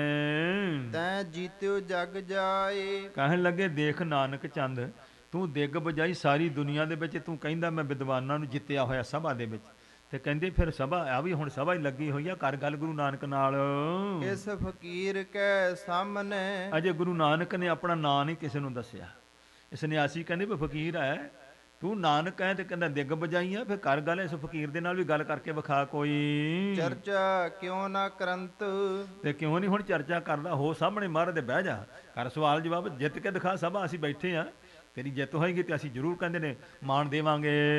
ਬੇਤਾ ਅਗਮਾ ਨਿਗਮ ਕੋ। ਤੂੰ ਕਹਿੰਦੇ ਆਗਮ ਨਿਗਮ, ਆਗਮ ਜਿਤਨੇ ਵੇਦ ਨੇ ਚਾਰੇ, ਨਿਗਮ ਜਿਤਨੇ ਸ਼ਾਸਤਰ ਨੇ, ਉਹ ਤੂੰ ਬੇਤਾ ਗਿਆਨਵਾਨ ਹੈ, ਪੜ੍ਹਿਆ ਹੈ ਇਸ ਪ੍ਰਕਾਰ ਇਹਨਾਂ ਦਾ, ਇਸ ਪ੍ਰਕਾਰ ਸ਼ਾਸਤਰ ਬੇਤਾ ਹੈ ਤੂੰ। ਸਭ ਹਨ ਮੈਂ ਮਤ ਮੰਤਵੰਤ। ਤੇ ਸਾਰਿਆਂ ਵਿੱਚ ਸਾਡੇ ਵਿੱਚ ਹੁਣ ਤੂੰ ਅਕਲਬੰਦ ਤੂੰ ਹੀ ਆ, ਸਭ ਤੋਂ ਵੱਡਾ। ਚੌਪਈ ਸੁਣ ਕਰ ਨਾਨੂ ਪੰਡਤ ਤਬ ਹੀ। ਲੋ ਜੀ ਨਾਨੂ ਪੰਡਤ ਆ ਗਿਆ ਹੁਣ ਅਸਲ ਤੇ ਨਕਲ ਸਾਹਮਣੇ ਹੋਣ ਲੱਗੀ ਹੈ। ਸਾਹਿਬ ਗੁਰੂ ਨਾਨਕ ਪਾਤਸ਼ਾਹ ਦੇ ਸਾਹਮਣੇ ਇਹ ਜਿਹੜਾ ਨਾਨਕ ਚੰਦ ਨਾਮ ਰਖਿਆ ਸੀ ਨਾਨੂ ਪੰਡਤ ਨੇ, ਉਹ ਸਾਹਮਣੇ ਆਇਆ ਹੈ। ਬੋਲਿਓ ਸਭਨ ਪ੍ਰੇਰਿਓ ਜਬ ਹੀ। ਸਾਰਿਆਂ ਨੇ ਜਦੋਂ ਪ੍ਰੇਰਨਾ ਕੀਤੀ ਤੇ ਹਿੰਮਤ ਜਿਹੀ ਕਰਕੇ ਫਿਰ ਗੁਰੂ ਸਾਹਿਬ ਦੇ ਸਾਹਮਣੇ ਹੋਇਆ। ਸ੍ਰੀ ਗੁਰ ਕੇਰ ਪ੍ਰਤਾਪ ਦਬਾਵਾ। ਕਿਉਂਕਿ ਕਵੀ ਜੀ ਕਹਿੰਦੇ ਵੀ ਕਿਉਂ, ਐਡਾ ਵੱਡਾ ਵਿਦਵਾਨ ਸੀ, ਐਡੇ ਵੱਡੇ ਸਾਧੂ ਮਹਾਤਮਾ ਸਨ, ਤੇ ਸਾਹਿਬ ਗੁਰੂ ਨਾਨਕ ਸਾਹਿਬ ਦੇ ਕੋਲ ਬੋਲ ਕਿਉਂ ਨਹੀਂ ਸਕੇ। ਕਹਿੰਦੇ ਮੇਰੇ ਧੰਨ ਗੁਰੂ ਨਾਨਕ ਸਾਹਿਬ ਦਾ ਪ੍ਰਤਾਪ ਇਤਨਾ ਡਾਢਾ ਸੀ, ਇਹਨਾਂ ਲੋਕਾਂ ਦੀ ਹਿੰਮਤ ਨਹੀਂ ਸੀ ਮੇਰੇ ਸਤਿਗੁਰੂ ਦੇ ਸਾਹਮਣੇ ਆਉਣ ਦੀ। ਇਹ ਸਾਥਨ ਗੁਰੂ ਦੀ ਬਖਸ਼ਿਸ਼ ਹੁੰਦੀ ਹੈ। ਵਿਦਵਾਨ ਜਨ ਦੱਸਦੇ ਨੇ ਬੰਦਗੀ ਵਾਲੇ ਲੋਕਾਂ ਦਾ ਕਹਿੰਦੇ ਓਰਾ ਹੁੰਦਾ ਹੈ, ਉਹਨੂੰ ਓਰਾ ਬੋਲਦੇ ਨੇ। ਕਹਿੰਦੇ ਨੇ ਵੀ ਜਿਹੜਾ ਕੋਈ ਬ੍ਰਹਮ ਗਿਆਨੀ ਪੂਰਨ ਮਹਾਤਮਾ ਪੁਰਸ਼ ਹੈ, ਇੱਕ ਸਾਡਾ ਵਿਦਵਾਨ ਕਹਿੰਦਾ ਵੀ ਮੈਂ ਕਿਸੇ ਮਹਾਂਪੁਰਸ਼ ਨਾਲ ਵਚਨ ਵਿਚਾਸ ਕੀਤਾ ਭਈ 10-10 ਕੋਹਾਂ ਤੱਕ 4 ਚਫੇਰੇ ਉਸ ਦਾ ਓਰੇ ਦਾ ਪ੍ਰਭਾਵ ਪੈਂਦਾ ਹੈ। ਬੰਦਗੀ ਦਾ ਜਿਹੜਾ ਪ੍ਰਭਾਵ ਹੈ, ਜਿਸ ਤਰ੍ਹਾਂ ਸਰੀਰ ਦੇ ਵਿੱਚੋਂ ਪਰਮੇਸ਼ਵਰ ਦੀ ਸ਼ਕਤੀ ਦਾ, ਜਿਸ ਤਰ੍ਹਾਂ ਕਹਿੰਦੇ ਨਾ ਮੈਗਨੇਟ ਦੀਆਂ ਕਿਰਨਾਂ, ਇਸ ਤਰ੍ਹਾਂ ਉਹ ਬੰਦਗੀ ਵਾਲਿਆਂ ਦਾ ਪ੍ਰਤਾਪ ਜਿਹੜਾ ਵੱਧਦਾ ਹੈ। ਤਾਂ ਮਹਾਂਪੁਰਖ ਕਹਿੰਦੇ ਨਹੀਂ, ਕਹਿੰਦੇ 10 ਕੋਹ ਨਹੀਂ, ਕਹਿੰਦੇ 50-50 ਕੋਹਾਂ ਤੱਕ ਵੀ ਹੁੰਦਾ ਹੈ। ਤੇ ਇਹ ਤਾਂ ਗੁਰੂ ਸਾਹਿਬ ਦੇ ਕੋਲ ਬੈਠੇ ਨੇ, ਗੁਰੂ ਨਾਨਕ ਰੱਬ ਰੂਪ ਨੇ, ਅੰਤ ਕਲਾ ਹੋਏ ਠਾਕੁਰ ਚੜਿਆ। ਮੇਰੇ ਸਤਿਗੁਰੂ ਦੇ ਪ੍ਰਤਾਪ ਦੇ ਨਾਲ ਇਹਨਾਂ ਲੋਕਾਂ ਦੇ ਉੱਤੇ ਛਾਇਆ ਪੈ ਗਿਆ ਹੈ ਗਿਆਨ ਦਾ, ਤੇ ਮੇਰੇ ਸਤਿਗੁਰੂ ਦੇ ਸਨਮੁਖ ਇਹਨਾਂ ਦੀ ਜ਼ਰੂਰਤ ਨਹੀਂ ਹੋ ਰਹੀ ਵੀ ਕਿਹੜੇ ਮੂੰਹ ਨਾਲ ਬੋਲੀਏ ਗੁਰੂ ਸਾਹਿਬ ਦੇ ਕੋਲ। ਸਾਬਤ ਕੋਈ ਨਾ ਉਤਰ ਆਵਾ। ਤੋ ਕਹਿੰਦੇ ਨੇ ਕੋਈ ਵੀ ਸਾਹਮਣੇ ਤਾਂ ਹੋਇਆ ਭਾਈ ਗੁਰੂ ਨਾਨਕ ਪਾਤਸ਼ਾਹ ਜੀ ਤੇ ਹੁਣ ਸਵਾਲ ਕਰਨੇ ਸੀ ਇਸਨੇ। ਮਹਾਰਾਜ ਤਾਂ ਆਨੰਦ ਰੂਪ ਮਗਨ ਨੇ, ਇਹ ਹੁਣ ਸਵਾਲ ਕਰਦਾ ਜੋ ਵੀ ਮੇਰੇ ਸਤਿਗੁਰੂ ਪਾਤਸ਼ਾਹ ਜੀ ਜਵਾਬ ਦਿੰਦੇ ਨੇ। ਕਹਿੰਦੇ ਹੁਣ ਥਿੜਕਦਾ ਹੈ, ਕੋਈ ਸਾਬਤ ਜਵਾਬ ਨਹੀਂ ਦੇ ਸਕਿਆ ਮਹਾਰਾਜ ਨੂੰ। ਇਹ ਫਕੀਰ ਤੈ ਕੀਨ ਕੋ ਕਰਮਾ। ਤੇ ਇਹਨੇ ਕੀ ਸਵਾਲ ਕੀਤਾ, ਕਹਿੰਦੇ ਫਕੀਰ ਜੀ ਤੁਸੀਂ ਬਹੁਤ ਖੋਟਾ ਕਰਮ ਕੀਤਾ ਇੱਥੇ ਆਣ ਕੇ। ਪੁਰਬ ਦਿਵਸ ਪੁਨ ਭਾਖਤ ਧਰਮਾ। ਤੇ ਕਹਿੰਦੇ ਇਸ ਪ੍ਰਕਾਰ ਇਹ ਪੁੰਨ ਦਾ, ਇਸ ਪ੍ਰਕਾਰ ਪੁੰਨ ਆਦ ਕਰਨ ਦਾ ਸ਼ੁਭ ਸਮਾਂ ਹੈ, ਤੇ ਤੁਸੀਂ ਮਾੜਾ ਕਰਮ ਕਰਕੇ ਫਿਰ ਕਹਿੰਦੇ ਅਸੀਂ ਧਰਮ ਕੀਤਾ ਹੈ। ਕਿਸ ਪ੍ਰਕਾਰ ਤੂੰ ਹਮੇ ਬਤਾਵੇ। ਤੇ ਸਾਨੂੰ ਕਿਸ ਤਰੀਕੇ ਨਾਲ ਤੁਸੀਂ ਦੱਸ ਰਹੇ ਹੋ ਇਹ, ਜਿਹ ਸਭ ਸ਼ਾਸਤਰ ਦੋਸ਼ ਲਗਾਵੇ। ਜਿਸ ਕੰਮ ਨੂੰ ਸਾਰੇ ਹੀ ਧਰਮ ਸ਼ਾਸਤਰ ਦੋਸ਼ ਲਾਉਂਦੇ ਨੇ ਵੀ ਇਹ ਨਹੀਂ ਹੋਣਾ ਚਾਹੀਦਾ। ਵੀ ਸਾਡੇ ਧਰਮ ਗ੍ਰੰਥ ਕਹਿੰਦੇ ਸੂਰਜ ਗ੍ਰਹਣ ਦੇ ਮੌਕੇ ਤੇ ਕੋਈ ਅੱਗ ਨਹੀਂ ਬਲਣੀ ਚਾਹੀਦੀ। ਫਿਰ ਇਸ ਪ੍ਰਕਾਰ ਤੇ ਤੁਸੀਂ ਕਹਿੰਦੇ ਆ ਹੁਣ ਲੋਕ ਕਹਿੰਦੇ ਨੇ ਭਈ ਇੱਥੇ ਮਾਸ ਧਰਿਆ ਤੁਸੀਂ ਮੱਟ ਦੇ ਵਿੱਚ, ਕਹਿੰਦੇ ਇਹ ਤੇ ਬਹੁਤ ਹੀ ਖੋਟਾ ਕਰਮ ਸਾਡੇ ਸ਼ਾਸਤਰ ਕਹਿੰਦੇ ਹਨ। ਦਾਨ ਇਸ਼ਨਾਨ ਪੂਜਬੇ ਕਾਲਾ। ਹੁਣ ਸਮਾਂ ਤੇ ਹੈ ਇਸ਼ਨਾਨ ਕਰੋ, ਇੱਥੇ ਬ੍ਰਾਹਮਣਾ ਪੰਡਤਾਂ ਨੂੰ ਦਾਨ ਦਿਓ, ਇੱਥੇ ਪੂਜਾ ਪਾਠ ਕਰੋ। ਅਮੇਖ ਰਿਦਤ ਪਾਪ ਵਿਸਾਲਾ। ਇਹ ਤਾਂ ਜਿਹੜਾ ਮਾਸ ਹੈ ਤੇ ਇਹ ਤਾਂ ਜਿਹੜਾ ਬਹੁਤ ਵੱਡਾ ਪਾਪ ਹੈ ਫਿਰ ਇਹੋ ਜਿਹੇ ਪੁਰਬ ਦੇ ਸਮੇਂ ਤੇ। ਕੈਸੋ ਤੇਰੋ ਇਹ ਸਿਧਾਂਤਾ, ਤੇ ਦੱਸੋ ਹੈ ਫਕੀਰ ਜੀ ਤੁਹਾਡਾ ਸਿਧਾਂਤ ਕੀ ਹੈ? ਤੁਸੀਂ ਇਸ ਪ੍ਰਕਾਰ ਸੋ ਕਿਸ ਤਰੀਕੇ ਨਾਲ ਇਹਨੂੰ ਧਰਮ ਸਿੱਧ ਕਰ ਰਹੇ ਹੋ? ਉੱਤਰ ਦੇ ਨਤ ਹੋਏ ਹੈ ਪਾਤਾ। ਕਹਿੰਦੇ ਜਵਾਬ ਦਿਓ ਹੁਣ ਮੇਰੇ ਸਵਾਲ ਦਾ, ਨਹੀਂ ਤੇ ਕਹਿੰਦੇ ਤੁਹਾਡਾ ਵਿਨਾਸ਼ ਹੋ ਜਾਊ, ਤੁਹਾਨੂੰ ਮਾਰ ਦਿਆਂਗੇ। ਸਿੱਧੀ ਗੱਲ ਸੀ। ਜਾਂ ਤਾਂ ਸਾਨੂੰ ਕਹਿੰਦੇ ਸਾਡੀ ਤਸੱਲੀ ਕਰੋ, ਨਹੀਂ ਤੇ ਤੁਹਾਡਾ ਪਾਤ ਵਿਨਾਸ਼ ਕਰ ਦਿਆਂਗੇ ਅਸੀਂ। ਦੋਹਰਾ ਸਬਦ ਬੇਤਾ ਸਤਿਗੁਰੂ ਬੋਲੇ, ਤੇ ਮੇਰੇ ਸਤਿਗੁਰੂ ਜੀ ਪਾਤਸ਼ਾਹ ਇਹ ਤਾਂ ਸਿਰਫ ਵੇਦ ਤੇ ਸ਼ਾਸਤਰ ਦੇ ਬੇਤਾ, ਤੇ ਮੇਰੇ ਸਤਿਗੁਰੂ ਨੇ ਤੇ ਸਾਰਾ ਗਿਆਨ ਹੀ ਬਖਸ਼ਿਸ਼ ਕੀਤਾ ਹੋਇਆ ਹੈ। ਸਭ ਬੇਤਾ ਜਾਣੀ ਜਾਣ ਹਨ। ਤੇ ਮੇਰੇ ਹਜੂਰ ਪਾਤਸ਼ਾਹ ਨੇ ਬਖਸ਼ਿਸ਼ ਕਰਕੇ ਫਿਰ ਜਵਾਬ ਦਿੱਤਾ ਇਹਨਾਂ ਨੂੰ। ਬੋਲੇ ਬਚ ਤਤਕਾਲ, ਝੱਟ ਮੇਰੇ ਸਤਿਗੁਰੂ ਪਾਤਸ਼ਾਹ ਨੇ ਸੋ ਬਚਨ ਕੀਤਾ। ਬਚਨ ਬੋਲੇ ਇਉਂ ਕਿਹਾ, ਦਿਵਜ ਸੰਨਿਆਸੀ ਅਪਰ ਨਰ, ਕਹਿੰਦੇ ਜਿਤਨੇ ਦਿਵਜ ਬ੍ਰਾਹਮਣ ਸਨ, ਸੰਨਿਆਸੀ ਤੇ ਹੋਰ ਜਿਤਨੇ ਆਮ ਮਨੁੱਖ ਸਨ ਲੋਕ, ਸੁਨ ਹੈ ਭੀਰ ਵਿਸਾਲ। ਤੇ ਭੀੜ ਬਹੁਤ ਹੈ ਪਰ ਬੜੇ ਧਿਆਨ ਨਾਲ ਸੁਣਦੇ ਨੇ ਕਿ ਬਾਬਾ ਕੀ ਕਹਿੰਦਾ ਹੈ। ਗੁਰੂ ਨਾਨਕ ਸਾਹਿਬ ਨੂੰ ਸੁਣਦੇ ਹਨ। ਮਹੱਲਾ ਪਹਿਲਾ, ਸਾਹਿਬ ਗੁਰੂ ਨਾਨਕ ਪਾਤਸ਼ਾਹ ਮਹਾਰਾਜ ਜੀ ਬਖਸ਼ਿਸ਼ ਕਰਕੇ ਪਾਵਨ ਸ਼ਲੋਕ ਉਚਾਰਨ ਕੀਤਾ ਹੈ। ਮਾਸ ਮਾਸ ਕਰ ਮੂਰਖ ਝਗੜੇ, ਮਹਾਰਾਜ ਕਹਿੰਦੇ ਗੱਲ ਸੁਣ ਪੰਡਤ, ਤੁਸੀਂ ਝਗੜਾ ਹੀ ਕਰੀ ਜਾਂਦੇ ਹੋ ਮਾਸ ਮਾਸ ਕਾਹੇ ਕਰਕੇ? ਗਿਆਨ ਧਿਆਨ ਨਹੀਂ ਜਾਣੈ, ਤੁਹਾਨੂੰ ਨਾ ਕੋਈ ਗਿਆਨ ਹੈ ਪਰਮੇਸ਼ਵਰ ਦਾ, ਤੇ ਨਾ ਹੀ ਤੁਹਾਡਾ ਧਿਆਨ ਕੋਈ ਰੱਬ ਵਿੱਚ ਹੈ। ਤੁਹਾਡਾ ਧਿਆਨ ਹੋਰ ਪਾਸੇ ਹੈ, ਪਰਮੇਸ਼ਰ ਵਿੱਚ ਧਿਆਨ ਵੀ ਨਹੀਂ ਹੈ। ਕੌਣ ਮਾਸ ਕੌਣ ਸਾਗ ਕਹਾਵੈ, ਤੁਸੀਂ ਇਸ ਗੱਲ ਨੂੰ ਸਮਝਦੇ ਮਾਸ ਕੀ ਹੁੰਦਾ ਤੇ ਸਾਗ ਕੀ ਹੁੰਦਾ ਹੈ। ਤਿਸ ਮਹਿ ਪਾਪ ਸਮਾਣੇ, ਤੇ ਕਿਹੜਾ ਕੰਮ ਹੈ ਜਿਹਦੇ ਵਿੱਚ ਪਾਪ ਲੁਕੇ ਹੋਏ ਹੁੰਦੇ ਆ? ਤਾਂ ਮੇਰੇ ਸਤਿਗੁਰੂ ਪਾਤਸ਼ਾਹ ਜੀ ਨੇ ਇਹੋ ਜਵਾਬ ਦਿੱਤਾ, ਗੈਂਡਾ ਮਾਰ ਹੋਮ ਜਗ ਕੀਏ। ਮਹਾਰਾਜ ਕਹਿੰਦੇ ਮਾਸ ਦੀ ਗੱਲ ਕਰਦੇ ਹੋ, ਪੜੋ ਆਪਣੇ ਵੇਦ। ਕਹਿੰਦੇ ਤੁਸੀਂ ਕਹਿੰਦੇ ਹੋ ਵੀ ਬੜੇ ਬੜੇ ਹਵਨ ਕੀਤੇ ਗਏ, ਗੈਂਡਾ ਮਾਰ, ਗੈਂਡੇ ਨੂੰ ਮਾਰ ਕਰਕੇ ਇਹਨਾਂ ਦੇ ਵੱਖਰੇ ਤਰੀਕੇ ਨੇ। ਮਹਾਂਪੁਰਖਾਂ ਨੇ ਥੋੜਾ ਜਿਹਾ ਜ਼ਿਕਰ ਕਹਿੰਦੇ ਵੀ ਸੰਗਤ ਵਿੱਚ ਦੱਸਣ ਵਾਲੇ ਨਹੀਂ ਇਹਨਾਂ ਦੇ ਤਰੀਕੇ, ਕਿਹੜੇ ਢੰਗ ਨਾਲ ਮਾਰਦੇ ਜਾਨਵਰ ਨੂੰ ਤੇ ਕਿੱਦਾਂ ਉਹਨਾਂ ਦੇ ਹਵਨ ਕਰਦੇ ਨੇ। ਗੈਂਡਾ ਮਾਰ ਹੋਮ ਜਗ ਕੀਏ, ਕਹਿੰਦੇ ਗੈਂਡਾ ਮਾਰ ਕੇ ਉਸ ਨੂੰ ਹਵਨ ਕਰਨਾ ਤੇ ਕਹਿਣਾ ਬਹੁਤ ਭਾਰੀ ਜੱਗ ਕੀਤਾ ਅਸੀਂ, ਤਾਂ ਇਸ ਪਰ ਗੈਂਡਾ ਮੇਧ ਜੱਗ ਕਹਿੰਦੇ ਉਸ ਨੂੰ। ਦੇਵਤਿਆਂ ਕੀ ਬਾਣੇ, ਤੇ ਇਸ ਪ੍ਰਕਾਰ ਕਹਿੰਦੇ ਸਾਡੇ ਦੇਵਤਿਆਂ ਦੀ ਬਾਣੀ, ਦੇਵ ਬਾਣੀ ਆ ਸਾਡੇ ਵੇਦ, ਸਾਡੇ ਸ਼ਾਸਤਰ ਜਿਹੜੇ ਹਨ।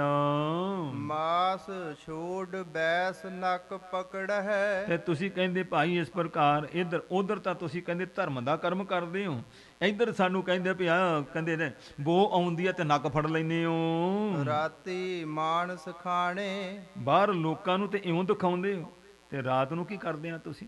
ਜੋ ਕੁਝ ਦੁਨੀਆ ਨੂੰ ਦਿਖਾਉਂਦੇ ਨਹੀਂ ਕਰਦੇ ਉਹ ਸਾਰਾ ਫਿਰ ਕਹਿੰਦੇ ਤੁਹਾਡੇ ਲੋਕਾਂ ਦਾ ਤਾਂ ਇਸ ਤਰੀਕੇ ਦਾ ਕਹਿੰਦੇ ਕਰਮ ਹੈ, ਦਿਖਾਵਾ ਬਾਹਰ ਕਰਦੇ ਹੋ, ਅੰਦਰ ਸਾਰੇ ਹੀ ਇਹੋ ਜਿਹੀਆਂ ਚੀਜ਼ਾਂ ਖਾਂਦੇ ਹੋ ਤੁਸੀਂ ਮਾੜੀਆਂ। ਫੜ ਕਰ ਲੋਕਾਂ ਨੂੰ ਦਿਖਲਾਵੇ ਹੈ, ਇਹ ਤਾਂ ਨੱਕ ਨੁੱਕ ਫੜ ਕਰਕੇ ਲੋਕਾਂ ਨੂੰ ਦਿਖਾਵਾ ਕਰਦੇ ਹੋ ਵੀ ਅਸੀਂ ਤਾਂ ਬੜੇ ਇਸ ਪ੍ਰਕਾਰ ਸੋਧੀ ਹਾਂ, ਅਸੀਂ ਵੈਸ਼ਨੂ ਹਾਂ। ਗਿਆਨ ਧਿਆਨ ਨਹੀਂ ਸੂਝੈ, ਤੁਹਾਨੂੰ ਨਾ ਤਾਂ ਤੁਹਾਡਾ ਧਿਆਨ ਹੈ ਤੇ ਨਾ ਹੀ ਤੁਹਾਨੂੰ ਗਿਆਨ ਹੈ ਪੂਰੇ ਗੁਰੂ ਦੇ ਵੱਲੋਂ। ਇਸ ਪ੍ਰਕਾਰ ਸੋ ਗਿਆਨ ਧਿਆਨ ਤੁਸੀਂ ਜਾਣਦੇ ਨਹੀਂ ਹੋ। ਨਾਨਕ ਅੰਧੇ ਸਿਉ ਕਿਆ ਕਹੀਐ, ਮਹਾਰਾਜ ਕਹਿੰਦੇ ਤੁਸੀਂ ਪਰਮੇਸ਼ਰ ਦੇ ਗਿਆਨ ਵੱਲੋਂ ਅੰਨੇ ਹੋ। ਉਹਨੇ ਜੋ ਕਿਹਾ ਵੀ ਮਾਰ ਦਿਆਂਗੇ, ਮਹਾਰਾਜ ਕਹਿੰਦੇ ਅੰਨੇ ਲੋਕ ਹੋ ਤੁਸੀਂ, ਨਾ ਤੁਹਾਨੂੰ ਕੋਈ ਗਿਆਨ ਤੇ ਨਾ ਕੋਈ ਧਿਆਨ ਹੈ। ਕਹੇ ਨਾ ਕਹਿਆ ਬੂਝੇ, ਤੋ ਇਸ ਪ੍ਰਕਾਰ ਜੇ ਤੁਹਾਨੂੰ ਕਿਹਾ ਵੀ ਜਾਂਦਾ ਹੈ, ਜੇ ਗਿਆਨ ਮਿਲਦਾ ਵੀ ਹੈ ਤੇ ਤੁਸੀਂ ਗੱਲ ਨੂੰ ਸਮਝਦੇ ਨਹੀਂ ਹੋ। ਅੰਧਾ ਸੋਏ ਜੇ ਅੰਧ ਕਮਾਵੇ, ਮਹਾਰਾਜ ਕਹਿੰਦੇ ਨੇ ਅੰਧੇ ਤਾਂ ਕਿਹਾ, ਅੰਧਾ ਉਹਨਾਂ ਨੂੰ ਕਹੀਦਾ ਇਹ ਨਹੀਂ ਵੀ ਜਿਹਦੀ ਅੱਖਾਂ 'ਚ ਨਿਗਾਹ ਨਹੀਂ, ਜਿਹੜਾ ਅੰਨੇ ਕਰਮ ਕਮਾਉਂਦਾ ਹੈ। ਅੰਧਾ ਸੋਏ ਜੇ ਅੰਧ ਕਮਾਵੇ, ਜੋ ਅਗਿਆਨ ਦੇ ਵਿੱਚ ਹੀ ਹੁੰਦਾ ਅੰਧੇ ਕਰਮ ਹੀ ਕਰਦਾ ਹੈ। ਤਿਸ ਹਿਰਦੈ ਸੇ ਲੋਚਨ ਨਾਹੀ, ਕਿਉਂਕਿ ਮਹਾਰਾਜ ਕਹਿੰਦੇ ਜਿਨ੍ਹਾਂ ਦੇ ਹਿਰਦੇ ਵਿੱਚ ਸਹੀ ਲੋਚਨ ਨਹੀਂ, ਹਿਰਦੈ ਸਲੋਚਨ, ਸੋ ਮਨ ਤੇ ਬੁੱਧ ਦੇ ਨੇਤਰ, ਮਨ ਬੁੱਧ ਵਿੱਚ ਗਿਆਨ ਹੋਣਾ ਚਾਹੀਦਾ, ਗਿਆਨ ਦੇ ਨੇਤਰ ਨਹੀਂ ਤੁਹਾਡੇ ਕੋਲ। ਮਾਤ ਪਿਤਾ ਕੀ ਰਕਤ ਨਿਪੰਨੇ, ਇਸ ਪ੍ਰਕਾਰ ਮਾਤਾ ਪਿਤਾ ਦੇ ਘਰ ਵਿੱਚ ਜਨਮ ਲਿਆ ਤੁਸਾਂ, ਮੱਛੀ ਮਾਸ ਨਾ ਖਾਹੀ, ਤੇ ਇਸ ਪ੍ਰਕਾਰ ਲੋਕਾਂ ਨੂੰ ਕਹਿੰਦੇ ਮੱਛੀ ਦਾ ਮਾਸ ਨਹੀਂ ਖਾਂਦੇ ਤੇ ਆਪ ਛੱਡਦੇ ਹੀ ਨਹੀਂ।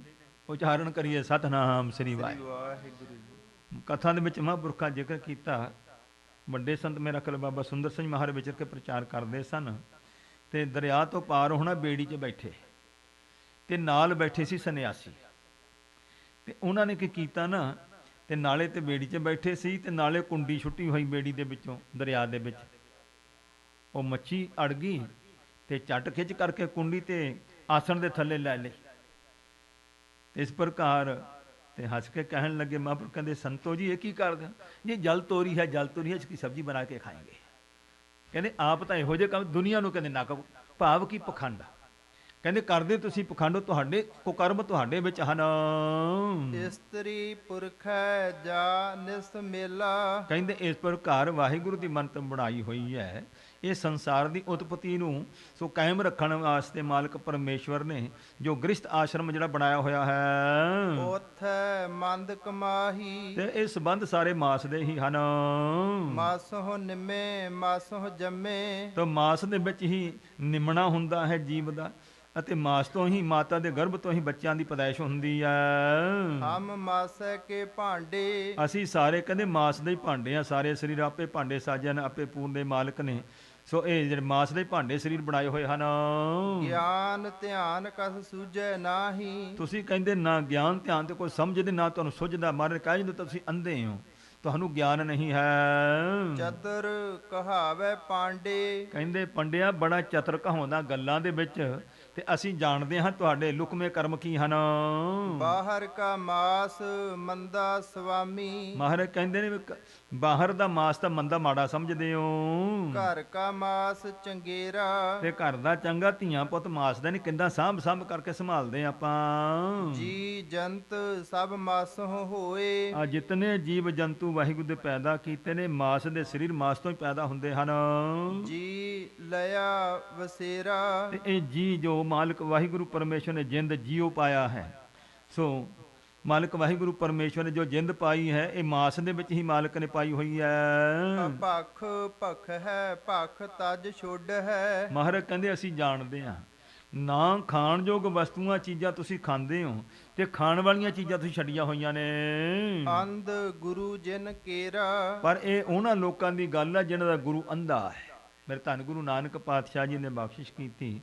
ਜਦੋਂ ਸਿੱਧਾਂ ਨੇ ਗੁਰੂ ਨਾਨਕ ਨਾਲ ਚਰਚਾ ਕੀਤੀ ਨਾ, ਬਾਰ-ਬਾਰ ਗੁਰੂ ਨਾਨਕ ਦੇ ਕੋਲੇ ਆਣ ਕੇ, ਸੋ ਇਸ ਪ੍ਰਕਾਰ ਬੜੀ ਚਰਚਾ ਕਰਨ ਬੜੇ ਹੰਕਾਰ ਦੇ ਵਿੱਚ, ਤੇ ਮੇਰੇ ਸਤਿਗੁਰੂ ਪਾਤਸ਼ਾਹ ਜੀ ਨੇ ਉਸ ਵੇਲੇ ਜ਼ਿਕਰ ਕੀਤਾ। ਮਹਾਰਾਜ ਕਹਿੰਦੇ ਤੇਰੀ ਮਾਂ ਕੁਚੱਜੀ ਆਹੀ। ਕਹਿੰਦੇ ਬੜੀਆਂ ਗੱਲਾਂ ਕਰਦਾ ਆਕੜ ਦੇ ਨਾਲ। ਕਹਿੰਦੇ ਤੁਹਾਡੇ ਗੁਰੂ ਰੂਪ ਮਾਂ ਹੀ ਕੁਚੱਜੀ ਹੈ, ਭਾਂਡਾ ਧੋਏ ਨਾ ਜਾਤਿਓ। ਹਿਰਦੇ ਰੂਪ ਭਾਂਡਾ ਧੋਣਾ ਹੀ ਨਹੀਂ ਜਾਣਿਆ, ਭਾਵੇਂ ਕੁਚੱਜੇ ਫੁੱਲ ਸੜਾਹੀ। ਕਹਿੰਦੇ ਕੁਚੱਜ ਤੁਹਾਨੂੰ ਆ, ਤੇ ਤੁਹਾਡੇ ਗੁਰੂ ਰੂਪ ਮਾਂ ਨੇ ਸਿਖਾਇਆ ਹੀ ਕੁਛ ਨਹੀਂ। ਮਹਾਰਾਜ ਕਹਿੰਦੇ ਨੇ ਮਾਂ ਹੀ ਕੁਚੱਜੀ, ਭਾਵ ਗੁਰੂ। ਤਾਂ ਹਜ਼ੂਰ ਕਹਿੰਦੇ ਜਿਹਨਾਂ ਕੋਲ ਗੁਰੂ ਪੂਰਾ ਨਹੀਂ ਹੈ ਉਹਨਾਂ ਲੋਕਾਂ ਦੇ ਹੱਥ ਤੁਹਾਡੇ ਕਰਮ ਦਿਸਦੇ ਸਾਨੂੰ। ਮਾਸਹੁ ਨਿੰਮੇ ਮਾਸਹੁ ਜੰਮੇ। ਤੋ ਮਾਸ ਤੋਂ ਹੀ ਨਿੰਮੇ ਮਾਸ ਤੋਂ ਹੀ ਜਨਮ ਹੁੰਦਾ ਹੈ ਜੀਆਂ ਦਾ। ਹਮ ਮਾਸੈ ਕੇ ਭਾਂਡੇ। ਅਸੀਂ ਮਾਸ ਦੇ ਸਰੀਰ ਜਿਤਨੇ ਭਾਂਡੇ ਸਰੀਰ ਹਨ। ਗਿਆਨ ਧਿਆਨ ਕਸ ਸੂਝੈ ਨਾਹੀ। ਦੇਖ ਪੰਡਤ ਜੀ ਕੋਈ ਗਿਆਨ ਧਿਆਨ ਦੀ ਗੱਲ ਨਹੀਂ ਤੁਹਾਨੂੰ ਸਮਝ ਆਉਂਦੀ ਹੈ। ਚਤੁਰ ਕਹਾਵੇ ਪਾਂਡੇ। ਤੁਸੀਂ ਤਾਂ ਚਤੁਰਾਈਆਂ ਹੀ ਤੇ ਖੜੇ ਹੋ। ਕਿਉਂ ਜਿਹੜੀ ਫਲਸਫੀ ਸ਼ਾਸਤਰ ਜਿਹੜੇ ਨਾ, ਸ਼ਾਸਤਰਾਂ ਵਿੱਚ ਫਲਸਫੀ ਹੈ। ਵੇਦਾਂਤ ਮਹਾਂਪੁਰਖ ਕਿਆ ਕਹਿੰਦੇ ਬਾਲ ਕੀ ਖਾਲ ਉਧੇੜਨ ਵਾਲੀ ਗੱਲ ਹੈ। ਗੱਲ ਕਰ ਲੈਣੀ ਉਸੇ ਨੂੰ ਜੋ ਖਿੱਚੀ ਜਾਣਾ ਧੂਈ ਜਾਣਾ। ਮਹਾਰਾਜ ਕਹਿੰਦੇ ਨੇ ਇਹ ਤੁਹਾਡਾ ਕੰਮ ਹੈ। ਮਾਸ ਪ੍ਰਾਣੀ ਮਾਸ ਕਤੇਬੀ। ਹੁਣ ਜੋ ਵੀ ਕਥਾਵਾਂ ਨੇ ਕਤੇਬਾਂ ਦੇ ਵਿੱਚ ਵੀ ਤੇ ਪੁਰਾਣਾਂ ਦੇ ਵਿੱਚ ਵੀ, ਸੋ ਇਸ ਪ੍ਰਕਾਰ ਦੇਵੀ ਦੇਵਤਿਆਂ ਦੀਆਂ ਰਾਜਿਆਂ ਮਹਾਰਾਜਿਆਂ ਦੀਆਂ ਕਥਾਵਾਂ ਮਾਸ ਦੇ ਸਰੀਰ ਨੇ। ਸਾਰੀ ਹੀ ਇਸ ਪ੍ਰਕਾਰ ਗੱਲ ਤਾਂ ਵਾਹਿਗੁਰੂ ਨੇ ਰਚਨਾ ਹੀ ਇਸ ਤਰ੍ਹਾਂ ਦੀ ਬਣਾਈ ਹੋਈ ਹੈ। ਚਾਹੋ ਜੁਗ ਮਾਸ ਕਮਾਣਾ। ਚਾਰ ਯੁੱਗਾਂ ਦੇ ਵਿੱਚ ਇਸ ਪ੍ਰਕਾਰ ਸੋ ਮਾਸ ਹੀ ਜਿਹੜਾ ਹੈ ਮਾਸੋਂ ਹੀ ਮਾਸ ਜਨਮ ਲੈਂਦਾ ਹੈ। ਸਾਰਾ ਹੀ ਮਾਸ ਸਮਾਇਆ ਹੋਇਆ ਹੈ। ਜਜ ਕਾਜ ਵਿਆਹੇ ਸੁਹਾਵੈ। ਹੁਣ ਸਰੀਰ ਜੁੜਦੇ ਨੇ। ਕਹਿੰਦੇ ਜੇ ਤੁਸੀਂ ਪੂਜਾ ਪ੍ਰਤਿਸ਼ਠਾ ਕਰਦੇ ਹੋ ਤਾਂ ਸਰੀਰ ਜੁੜਦੇ ਨੇ, ਉੱਥੇ ਸੰਗਤਾਂ ਜੁੜਦੀਆਂ, ਤੁਸੀਂ ਪੂਜਾ ਆਦਿਕ ਕਰਦੇ ਹੋ। ਵਿਆਹ ਸ਼ਾਦੀਆਂ ਹੁੰਦੀਆਂ ਨੇ, ਸਰੀਰਾਂ ਦਾ ਇਕੱਠ ਹੁੰਦਾ ਹੈ, ਤੇ ਕਹਿੰਦੇ ਇਹ ਤਾਂ ਹੀ ਸ਼ੋਭਾ ਹੁੰਦੀ ਹੈ ਇਹੋ ਜਿਹਾ ਇਕੱਠਾਂ ਵਿੱਚ ਸਰੀਰਾਂ ਕਰਕੇ। ਉਥੈ ਮਾਸ ਸਮਾਣਾ। ਤੇ ਮਾਸ ਹੀ ਸਮਾਇਆ ਹੁੰਦਾ। ਸਾਰੇ ਸਰੀਰ ਮਾਸ ਦੇ ਬਣੇ ਹੋਏ ਨੇ। ਇਸਤਰੀ ਪੁਰਖ ਨਿਪਜਹਿ ਮਾਸਹੁ। ਤੋ ਇਸ ਪ੍ਰਕਾਰ ਸੋ ਇਸਤਰੀ ਪੁਰਸ਼ ਜਿਤਨੇ ਵੀ ਮਾਸ ਤੋਂ ਹੀ ਪੈਦਾ ਹੋਏ ਨੇ। ਪਾਤਸ਼ਾਹ ਸੁਲਤਾਨਾ। ਤੇ ਭਾਵੇਂ ਕੋਈ ਚੱਕਰਵਰਤੀ ਪਾਤਸ਼ਾਹ ਨੇ, ਭਾਵੇਂ ਕੋਈ ਰਾਜੇ ਮਹਾਰਾਜੇ ਨੇ, ਭਾਵੇਂ ਗੁਰੂ ਪੀਰ ਪੈਗੰਬਰ ਅਵਤਾਰ ਹਨ। ਜੇ ਓਏ ਦਿਸ ਹੈ ਨਰਕ ਜਾਂਦੇ। ਤੇ ਕਹਿੰਦੇ ਨੇ ਗੱਲ ਸੁਣੋ, ਜੇ ਅਗਰ ਤੁਸੀਂ ਕਹਿੰਦੇ ਹੋ ਵੀ ਇਹ ਲੋਕ ਮਾੜੇ ਨੇ, ਇਹ ਮਾੜੇ ਕਰਮ ਕਰਦੇ ਹਨ, ਤੇ ਮਹਾਰਾਜ ਕਹਿੰਦੇ ਵੀ ਤੁਸੀਂ ਕਹਿੰਦੇ ਹੋ ਵੀ ਇਹ ਲੋਕ ਪਾਪ ਕਰਦੇ ਨੇ ਤੇ ਨਰਕਾਂ ਨੂੰ ਜਾਣਗੇ, ਤੇ ਗੁਰੂ ਪਾਤਸ਼ਾਹ ਕਹਿੰਦੇ ਜੇ ਉਹ ਲੋਕ ਨਰਕਾਂ ਨੂੰ ਜਾਣ ਵਾਲੇ ਐ ਤਾਂ ਫਿਰ ਤੁਸੀਂ ਦੱਸੋ। ਤਾਂ ਉਨਕਾ ਦਾਨ ਨਾ ਲੈਣਾ। ਤੇ ਕਹਿੰਦੇ ਫਿਰ ਉਹਨਾਂ ਦਾ ਦਾਨ ਕਿਉਂ ਲੈਂਦੇ, ਉਹਨਾਂ ਤੇ ਨਰਕਾਂ ਨੂੰ ਜਾਣਾ ਹੈ, ਕਮਾਈ ਮਾੜੀ ਹੈ। ਤੇ ਕਹਿੰਦੇ ਫਿਰ ਇਸ ਪ੍ਰਕਾਰ ਉਹਨਾਂ ਤੋਂ ਲੈ ਕਰਕੇ ਤੁਸੀਂ ਜਿਸਲੇ ਸੋ ਦਾਨ ਲੈਂਦੇ ਹੋ ਜਾ ਕੇ ਜੀ ਸਾਨੂੰ ਦਾਨ ਕਰੋ, ਤੇ ਕਹਿੰਦੇ ਫਿਰ ਤੁਸੀਂ ਕਿੱਧਰ ਨੂੰ ਜਾਓਗੇ, ਉਹਨਾਂ ਦੀ ਕਮਾਈ ਹੈ, ਉਹਨਾਂ ਨਰਕਾਂ ਨੂੰ ਜਾਣਾ, ਤੇ ਫਿਰ ਤੁਸੀਂ ਕਾਹਨੂੰ ਉਹਨਾਂ ਤੋਂ ਦਾਨ ਲੈਂਦੇ ਹੋ, ਫਿਰ ਤੇ ਤੁਸੀਂ ਵੀ ਉਧਰ ਹੀ ਜਾਓਗੇ। ਦੇਂਦਾ ਨਰਕ ਸੁਰਗ ਲੈਂਦੇ। ਕਹਿੰਦੇ ਦੇਖੋ ਸੋ ਮਾਲਕ ਵਾਹਿਗੁਰੂ ਜੀ ਦਾ ਨਿਰਣਾ ਹੈ ਕਿ ਜਿਹੜੇ ਲੋਕ ਪਾਪ ਦੀ ਕਮਾਈ ਖਾਂਦੇ ਨੇ, ਪਾਪ ਕਰਾਉਂਦੇ ਨੇ, ਉਹਨਾਂ ਤੋਂ ਦਾਨ ਲੈਂਦੇ, ਤੇ ਇਸ ਪ੍ਰਕਾਰ ਕਹਿੰਦੇ ਨੇ ਭਾਈ ਸੋ ਜੇ ਉਹ ਨਰਕ ਨੂੰ ਜਾਣਾ ਹੈ ਤਾਂ ਕਹਿੰਦੇ ਉਹਨਾਂ ਦਾ ਦਾਨ ਨਹੀਂ ਲੈਣਾ ਚਾਹੀਦਾ। ਪਰ ਵਾਹਿਗੁਰੂ ਪਰਮੇਸ਼ਵਰ ਦੇ ਘਰੋਂ ਤਾਂ ਇਹਨਾਂ ਪਾਪ ਕਰਮਾਂ ਦਾ ਜਿਹੜਾ ਫਲ ਹੈ ਉਹ ਤੇ ਨਰਕ ਮਿਲਦਾ, ਪਰ ਤੁਸੀਂ ਲੋਕਾਂ ਨੂੰ ਕਹਿੰਦੇ ਸਵਰਗ ਨੂੰ ਜਾਵਾਂਗੇ। ਦੇਂਦਾ ਨਰਕ ਸੁਰਗ ਲੈਂਦੇ। ਕਹਿੰਦੇ ਲੈਣਾ ਅਸੀਂ ਸਵਰਗ ਨੂੰ ਜਾਣਾ ਹੈ, ਤੇ ਵਾਹਿਗੁਰੂ ਵੱਲੋਂ ਉਹਨਾਂ ਨੂੰ ਨਰਕ ਦਿੱਤਾ ਜਾਂਦਾ ਹੈ ਕਰਮਾਂ ਦਾ ਫਲ। ਦੇਖੋ ਇਹੋ ਤਿਗਾਣਾ। ਮਹਾਰਾਜ ਕਹਿੰਦੇ ਦੇਖੋ ਕਿੰਨਾ ਧੱਕਾ ਕਰਦੇ ਤੁਸੀਂ, ਦੁਨੀਆ ਵਿੱਚ ਉਲਟ ਪ੍ਰਚਾਰ ਕਰਦੇ ਹੋ, ਕਿੱਦਾਂ ਤੁਹਾਡਾ ਧੱਕਾ ਚੱਲ ਜੂ ਪਰਮੇਸ਼ਵਰ ਦੇ ਨਾਲ। ਆਪ ਨਾ ਬੁਝੈ ਲੋਕ ਬੁਝਾਏ। ਤੇ ਇਸ ਪ੍ਰਕਾਰ ਆਪ ਤਾਂ ਤੁਸੀਂ ਇਸ ਗੱਲ ਨੂੰ ਸਮਝਦੇ ਨਹੀਂ, ਤੇ ਦੁਨੀਆ ਨੂੰ ਪੁੰਨ ਪਾਪ ਦੀਆਂ ਗੱਲਾਂ ਕਰ ਕਰਕੇ ਉਪਦੇਸ਼ ਕਰਦੇ ਹੋ। ਪਾਂਡੇ ਖਰਾ ਸਿਆਣਾ। ਹੇ ਪੰਡਤ ਜੀ ਖਰੇ ਚੰਗੇ ਸਿਆਣੇ ਬਣਦੇ ਹੋ ਇਹੋ ਜਿਹੀਆਂ ਚਤੁਰਾਈਆਂ ਕਰਕੇ। ਪਾਂਡੇ ਤੂੰ ਜਾਣੇ ਹੀ ਨਾਹੀ। ਹੇ ਪੰਡਤ ਜੀ ਤੁਸੀਂ ਨਹੀਂ ਜਾਣਦੇ ਹੋ ਇਸ ਗੱਲ ਨੂੰ। ਕਿੱਥੋਂ ਮਾਸ ਉਪੰਨਾ। ਇਹ ਸਾਡੇ ਸਰੀਰ ਮਾਸ ਕਿੱਥੋਂ ਪੈਦਾ ਹੋਏ ਹਨ। ਤੋਏ ਆਹੋ ਅੰਨ ਕਮਾਦ ਕਪਾਹਾ। ਤੋਆ ਕਹਿੰਦੇ ਨੇ ਇਸ ਪ੍ਰਕਾਰ ਜਲ ਨੂੰ, ਪਹਿਲਾ ਪਾਣੀ ਜੀਓ ਕਿਹਾ, ਕਹਿੰਦੇ ਇਸ ਤੋਂ ਹੀ ਅੰਨ ਕਮਾਦ ਕਪਾਹ ਆਦਿਕ ਜਿਤਨੇ ਨੇ ਇਹ ਪਾਣੀ ਨਾਲ ਹੀ ਪੈਦਾ ਹੁੰਦੇ ਹਨ। ਤੋਏ ਆਹੋ ਤ੍ਰਿਭਵਨ ਗੰਨਾ। ਗੰਨਾ ਗਿਣਿਆ ਜਾਂਦਾ, ਤਿੰਨੇ ਭਵਨ ਇਹ ਜਲ ਤੋਂ ਹੀ ਪੈਦਾ ਹੋਏ ਨੇ, ਤੇ ਜਲ ਤੋਂ ਪੈਦਾ ਹੋਏ ਵਸਤੂਆਂ ਨਾਲ ਇਹਨਾਂ ਦੀ ਪਰਵਰਿਸ਼ ਹੁੰਦੀ ਹੈ। ਤੋਆ ਆਖੇ ਹਉ ਬਹੁ ਵਿਦ ਹੱਛਾ। ਜਲ ਕਹਿੰਦਾ ਕਿ ਮੈਂ ਇਸ ਪਰ ਬਹੁਤ ਤਰੀਕਿਆਂ ਦੇ ਨਾਲ ਆਖਿਆ ਹੂੰ, ਕਹਾਉਂਦਾ ਕਿ ਮੈਂ ਬਹੁਤ ਚੰਗਾ ਹਾਂ। ਤੋਏ ਬਹੁਤ ਬਿਕਾਰਾ। ਭਾਈ ਇਹਦੇ ਵਿੱਚ ਤਾਂ ਬੜੇ ਵਿਗਾੜ ਹਨ। ਕੀਤੇ ਰਸ ਛੱਡ ਹੋਵੇ ਸੰਨਿਆਸੀ। ਤੋ ਕਹਿੰਦੇ ਨੇ ਇਹ ਸਾਰੇ ਇਸ ਪ੍ਰਕਾਰ ਜਿੰਨੇ ਵੀ ਰਸ ਨੇ ਜਲ ਦੇ ਸਹਿਤ ਹੀ ਹਨ। ਜੇ ਇਹ ਸਾਰੇ ਰਸਾਂ ਦਾ ਤਿਆਗ ਕਰਕੇ ਸੰਨਿਆਸੀ ਹੋ ਜਾਵੇ, ਆਸਾ ਨੂੰ ਸੁਣ ਕਰੇ। ਨਾਨਕ ਕਹੈ ਵਿਚਾਰਾ। ਸਾਹਿਬ ਗੁਰੂ ਨਾਨਕ ਪਾਤਸ਼ਾਹ ਕਹਿੰਦੇ ਤੁਹਾਨੂੰ ਵਿਚਾਰ ਦਿੱਤੀ ਆ ਪੰਡਤ ਜੀ, ਇਸ ਵਿਚਾਰ ਨੂੰ ਸਮਝੋ। ਚੌਪਈ ਮਾਸ ਮਾਸ ਕਰਕੇ ਅਗਿਆਨੀ। ਕਹਿੰਦੇ ਅਗਿਆਨੀ ਲੋਕ ਝਗੜੇ ਕਰਦੇ ਮਾਸ ਮਾਸ ਕਹਿ ਕੇ। ਮੂਰਖ ਝਗੜੇ ਹੈ ਆਨ ਗੁਮਾਨੀ। ਹੰਕਾਰੀ ਬਣ ਬਣ ਕਰਕੇ ਝਗੜਾ ਕਰਦੇ ਹਨ। ਗਿਆਨ ਬੈਨ ਕੋ ਸਮਝੇ ਨਾਹੀ। ਗਿਆਨ ਦੇ ਬਚਨਾਂ ਨੂੰ ਤਾਂ ਕੋਈ ਸਮਝਦਾ ਨਹੀਂ ਹੈ। ਰਚੇ ਦੰਭ ਨਿਜ ਮਾਨ ਬਦਾਹੀ। ਕਹਿੰਦੇ ਪਖੰਡ ਰਚ ਰਚ ਕੇ ਆਪਣਾ ਹੰਕਾਰ ਵਧਾਇਆ ਹੋਇਆ ਹੈ। ਆਤਮ ਰੂਪ ਭੁਲਾਵਣ ਜੋਈ। ਤੋ ਜਿਹੜਾ ਆਤਮਾ ਦੇ ਰੂਪ ਨੂੰ ਭੁਲਾ ਲੈਣਾ ਹੈ, ਜੋ ਆਤਮ ਭੁੱਲਿਆ ਹੋਇਆ ਸਭ ਨੂੰ। ਲਖ ਹੈ ਸਤ ਤਨ ਅਮਿਖ ਸੋਈ। ਤੋ ਜਦ ਕਹਿੰਦੇ ਮਾਸ ਦਾ ਸਰੀਰ ਜਿਹੜਾ ਉਸ ਨੂੰ ਸੱਚ ਸਮਝਦੇ ਨੇ, ਤੇ ਜੋ ਮਾਲਕ ਵਾਹਿਗੁਰੂ ਨੇ ਆਤਮ ਵਿੱਚ ਪਾਇਆ ਹੈ ਉਸ ਦਾ ਪਤਾ ਹੀ ਨਹੀਂ ਹੈ, ਗਿਆਨ ਹੀ ਨਹੀਂ ਸਮਝਦੇ ਤੁਸੀਂ। ਆਤਮ ਤੀਨੋ ਕਾਲ ਨਿਰਾਲਾ। ਦੇਖੋ ਆਤਮਾ ਹੀ ਬ੍ਰਹਮ ਗਿਆਨ ਦਾ ਉਪਦੇਸ਼ ਹੈ। ਆਤਮਾ ਤਿੰਨਿਆਂ ਸਮਿਆਂ ਦੇ ਵਿੱਚ ਹੀ ਨਿਰਾਲਾ ਅਲੱਗ ਹੈ। ਲਿਪੈ ਨਾ ਕਹਿਤੇ ਰਹਿਤ ਉਜਾਲਾ। ਉਹ ਪ੍ਰਕਾਸ਼ ਰੂਪ ਹੀ ਹੈ, ਲਪਾਈ ਮਨ ਨਹੀਂ ਹੁੰਦਾ ਕਿਸੇ ਕਰਮ ਦਾ, ਕਿਸੇ ਢੰਗ ਦਾ, ਉਹਨੂੰ ਕੋਈ ਮੈਲ ਨਹੀਂ ਲੱਗਦੀ ਹੈ। ਦੇਹ ਅਸਤ ਦਿਸ ਹੈ ਬਿਦ ਤਾਰੀ। ਇਸ ਪ੍ਰਕਾਰ ਸੋ ਜਿਹੜੀ ਇਸ ਪ੍ਰਕਾਰ ਇਹ ਦੇਹ ਸਰੀਰ ਜਿਹੜਾ ਇਹ ਪ੍ਰਗਟ ਇਸ ਪ੍ਰਕਾਰ ਅਸਤ ਝੂਠ ਦਿਸਦੀ ਹੈ। ਆਏ ਜੇ ਪਰਾਰ ਬਦ ਅਨਸਾਰੀ। ਪਰਾਰਬਧ ਇਹ ਸਰੀਰ ਜਿਹੜਾ ਪਰਾਰਬਧ ਅਨੁਸਾਰ ਮਿਲਦਾ ਹੈ, ਜਿਹੋ ਜਿਹੇ ਸਾਡੇ ਪੂਰਬਲੇ ਕਰਮਾਂ ਦਾ ਫਲ ਮਿਲਣਾ ਹੈ, ਪਰਾਰਬਧ ਅਨੁਸਾਰ ਸਰੀਰ ਮਿਲਦਾ ਹੈ। ਲੱਖ ਕੇ ਸ਼ਾਸਤਰ ਵਿਦ ਸੁਜੁਗਤਾ। ਤੋ ਕਹਿੰਦੇ ਨੇ ਸ਼ਾਸਤਰਾਂ ਦੀ ਵਿਧੀ ਸਹਿਤ ਇਸ ਜੁਗਤ ਨੂੰ ਸਮਝ ਕਰਕੇ ਗਿਆਨ ਨੂੰ ਹੋਵੇ ਨਿਰਸੰਕ ਬਨਹਿ ਸੋ ਭੁਗਤਾ। ਇਸ ਪ੍ਰਕਾਰ ਨਿਸ਼ੰਕ ਹੋ ਕਰਕੇ ਭੁਗਤਾ ਬਣਦਾ ਹੈ ਜੀਵ। ਸੋ ਸਾਕ ਲਖੋ ਉਰਮਾਹੀ। ਤੋ ਕਹਿੰਦੇ ਸਾਗ ਕੀ ਹੈ ਉਹਦੀ ਗੱਲ ਦੱਸ ਰਹੇ ਨੇ ਕਿ ਜੋ ਵਾਹਿਗੁਰੂ ਪਰਮੇਸ਼ਵਰ ਨੇ ਪਰਾਰਬਧ ਬਖਸ਼ੀ ਹੈ, ਉਸ ਪਰਾਰਬਧ ਅਨੁਸਾਰ ਜੋ ਕੁਛ ਪਦਾਰਥ ਮਿਲਦਾ ਹੈ, ਕਹਿੰਦੇ ਉਹਨੂੰ ਸਮਝੋ ਉਹ ਸਾਗ ਦੀ ਨਹੀਂ ਆਈ, ਸਾਨੂੰ ਜੋਗ ਹੈ। ਪਰਾਰਬਧ ਭੋਗਹਿ ਚਿਤ ਚਾਹੀ। ਤੋ ਇਸ ਪ੍ਰਕਾਰ ਚਿੱਤ ਦੀ ਚਾਹ ਕਰਕੇ ਵਾਹਿਗੁਰੂ ਦੇ ਰਜਾ ਵਿੱਚ ਆਪਣੀ ਪਰਾਰਬਤ ਨੂੰ ਭੋਗੇ ਜੀਵ। ਅਮਰ ਜੇ ਗਿਆਨੀ ਤਿਨ ਕੇ ਕਾਰਨ।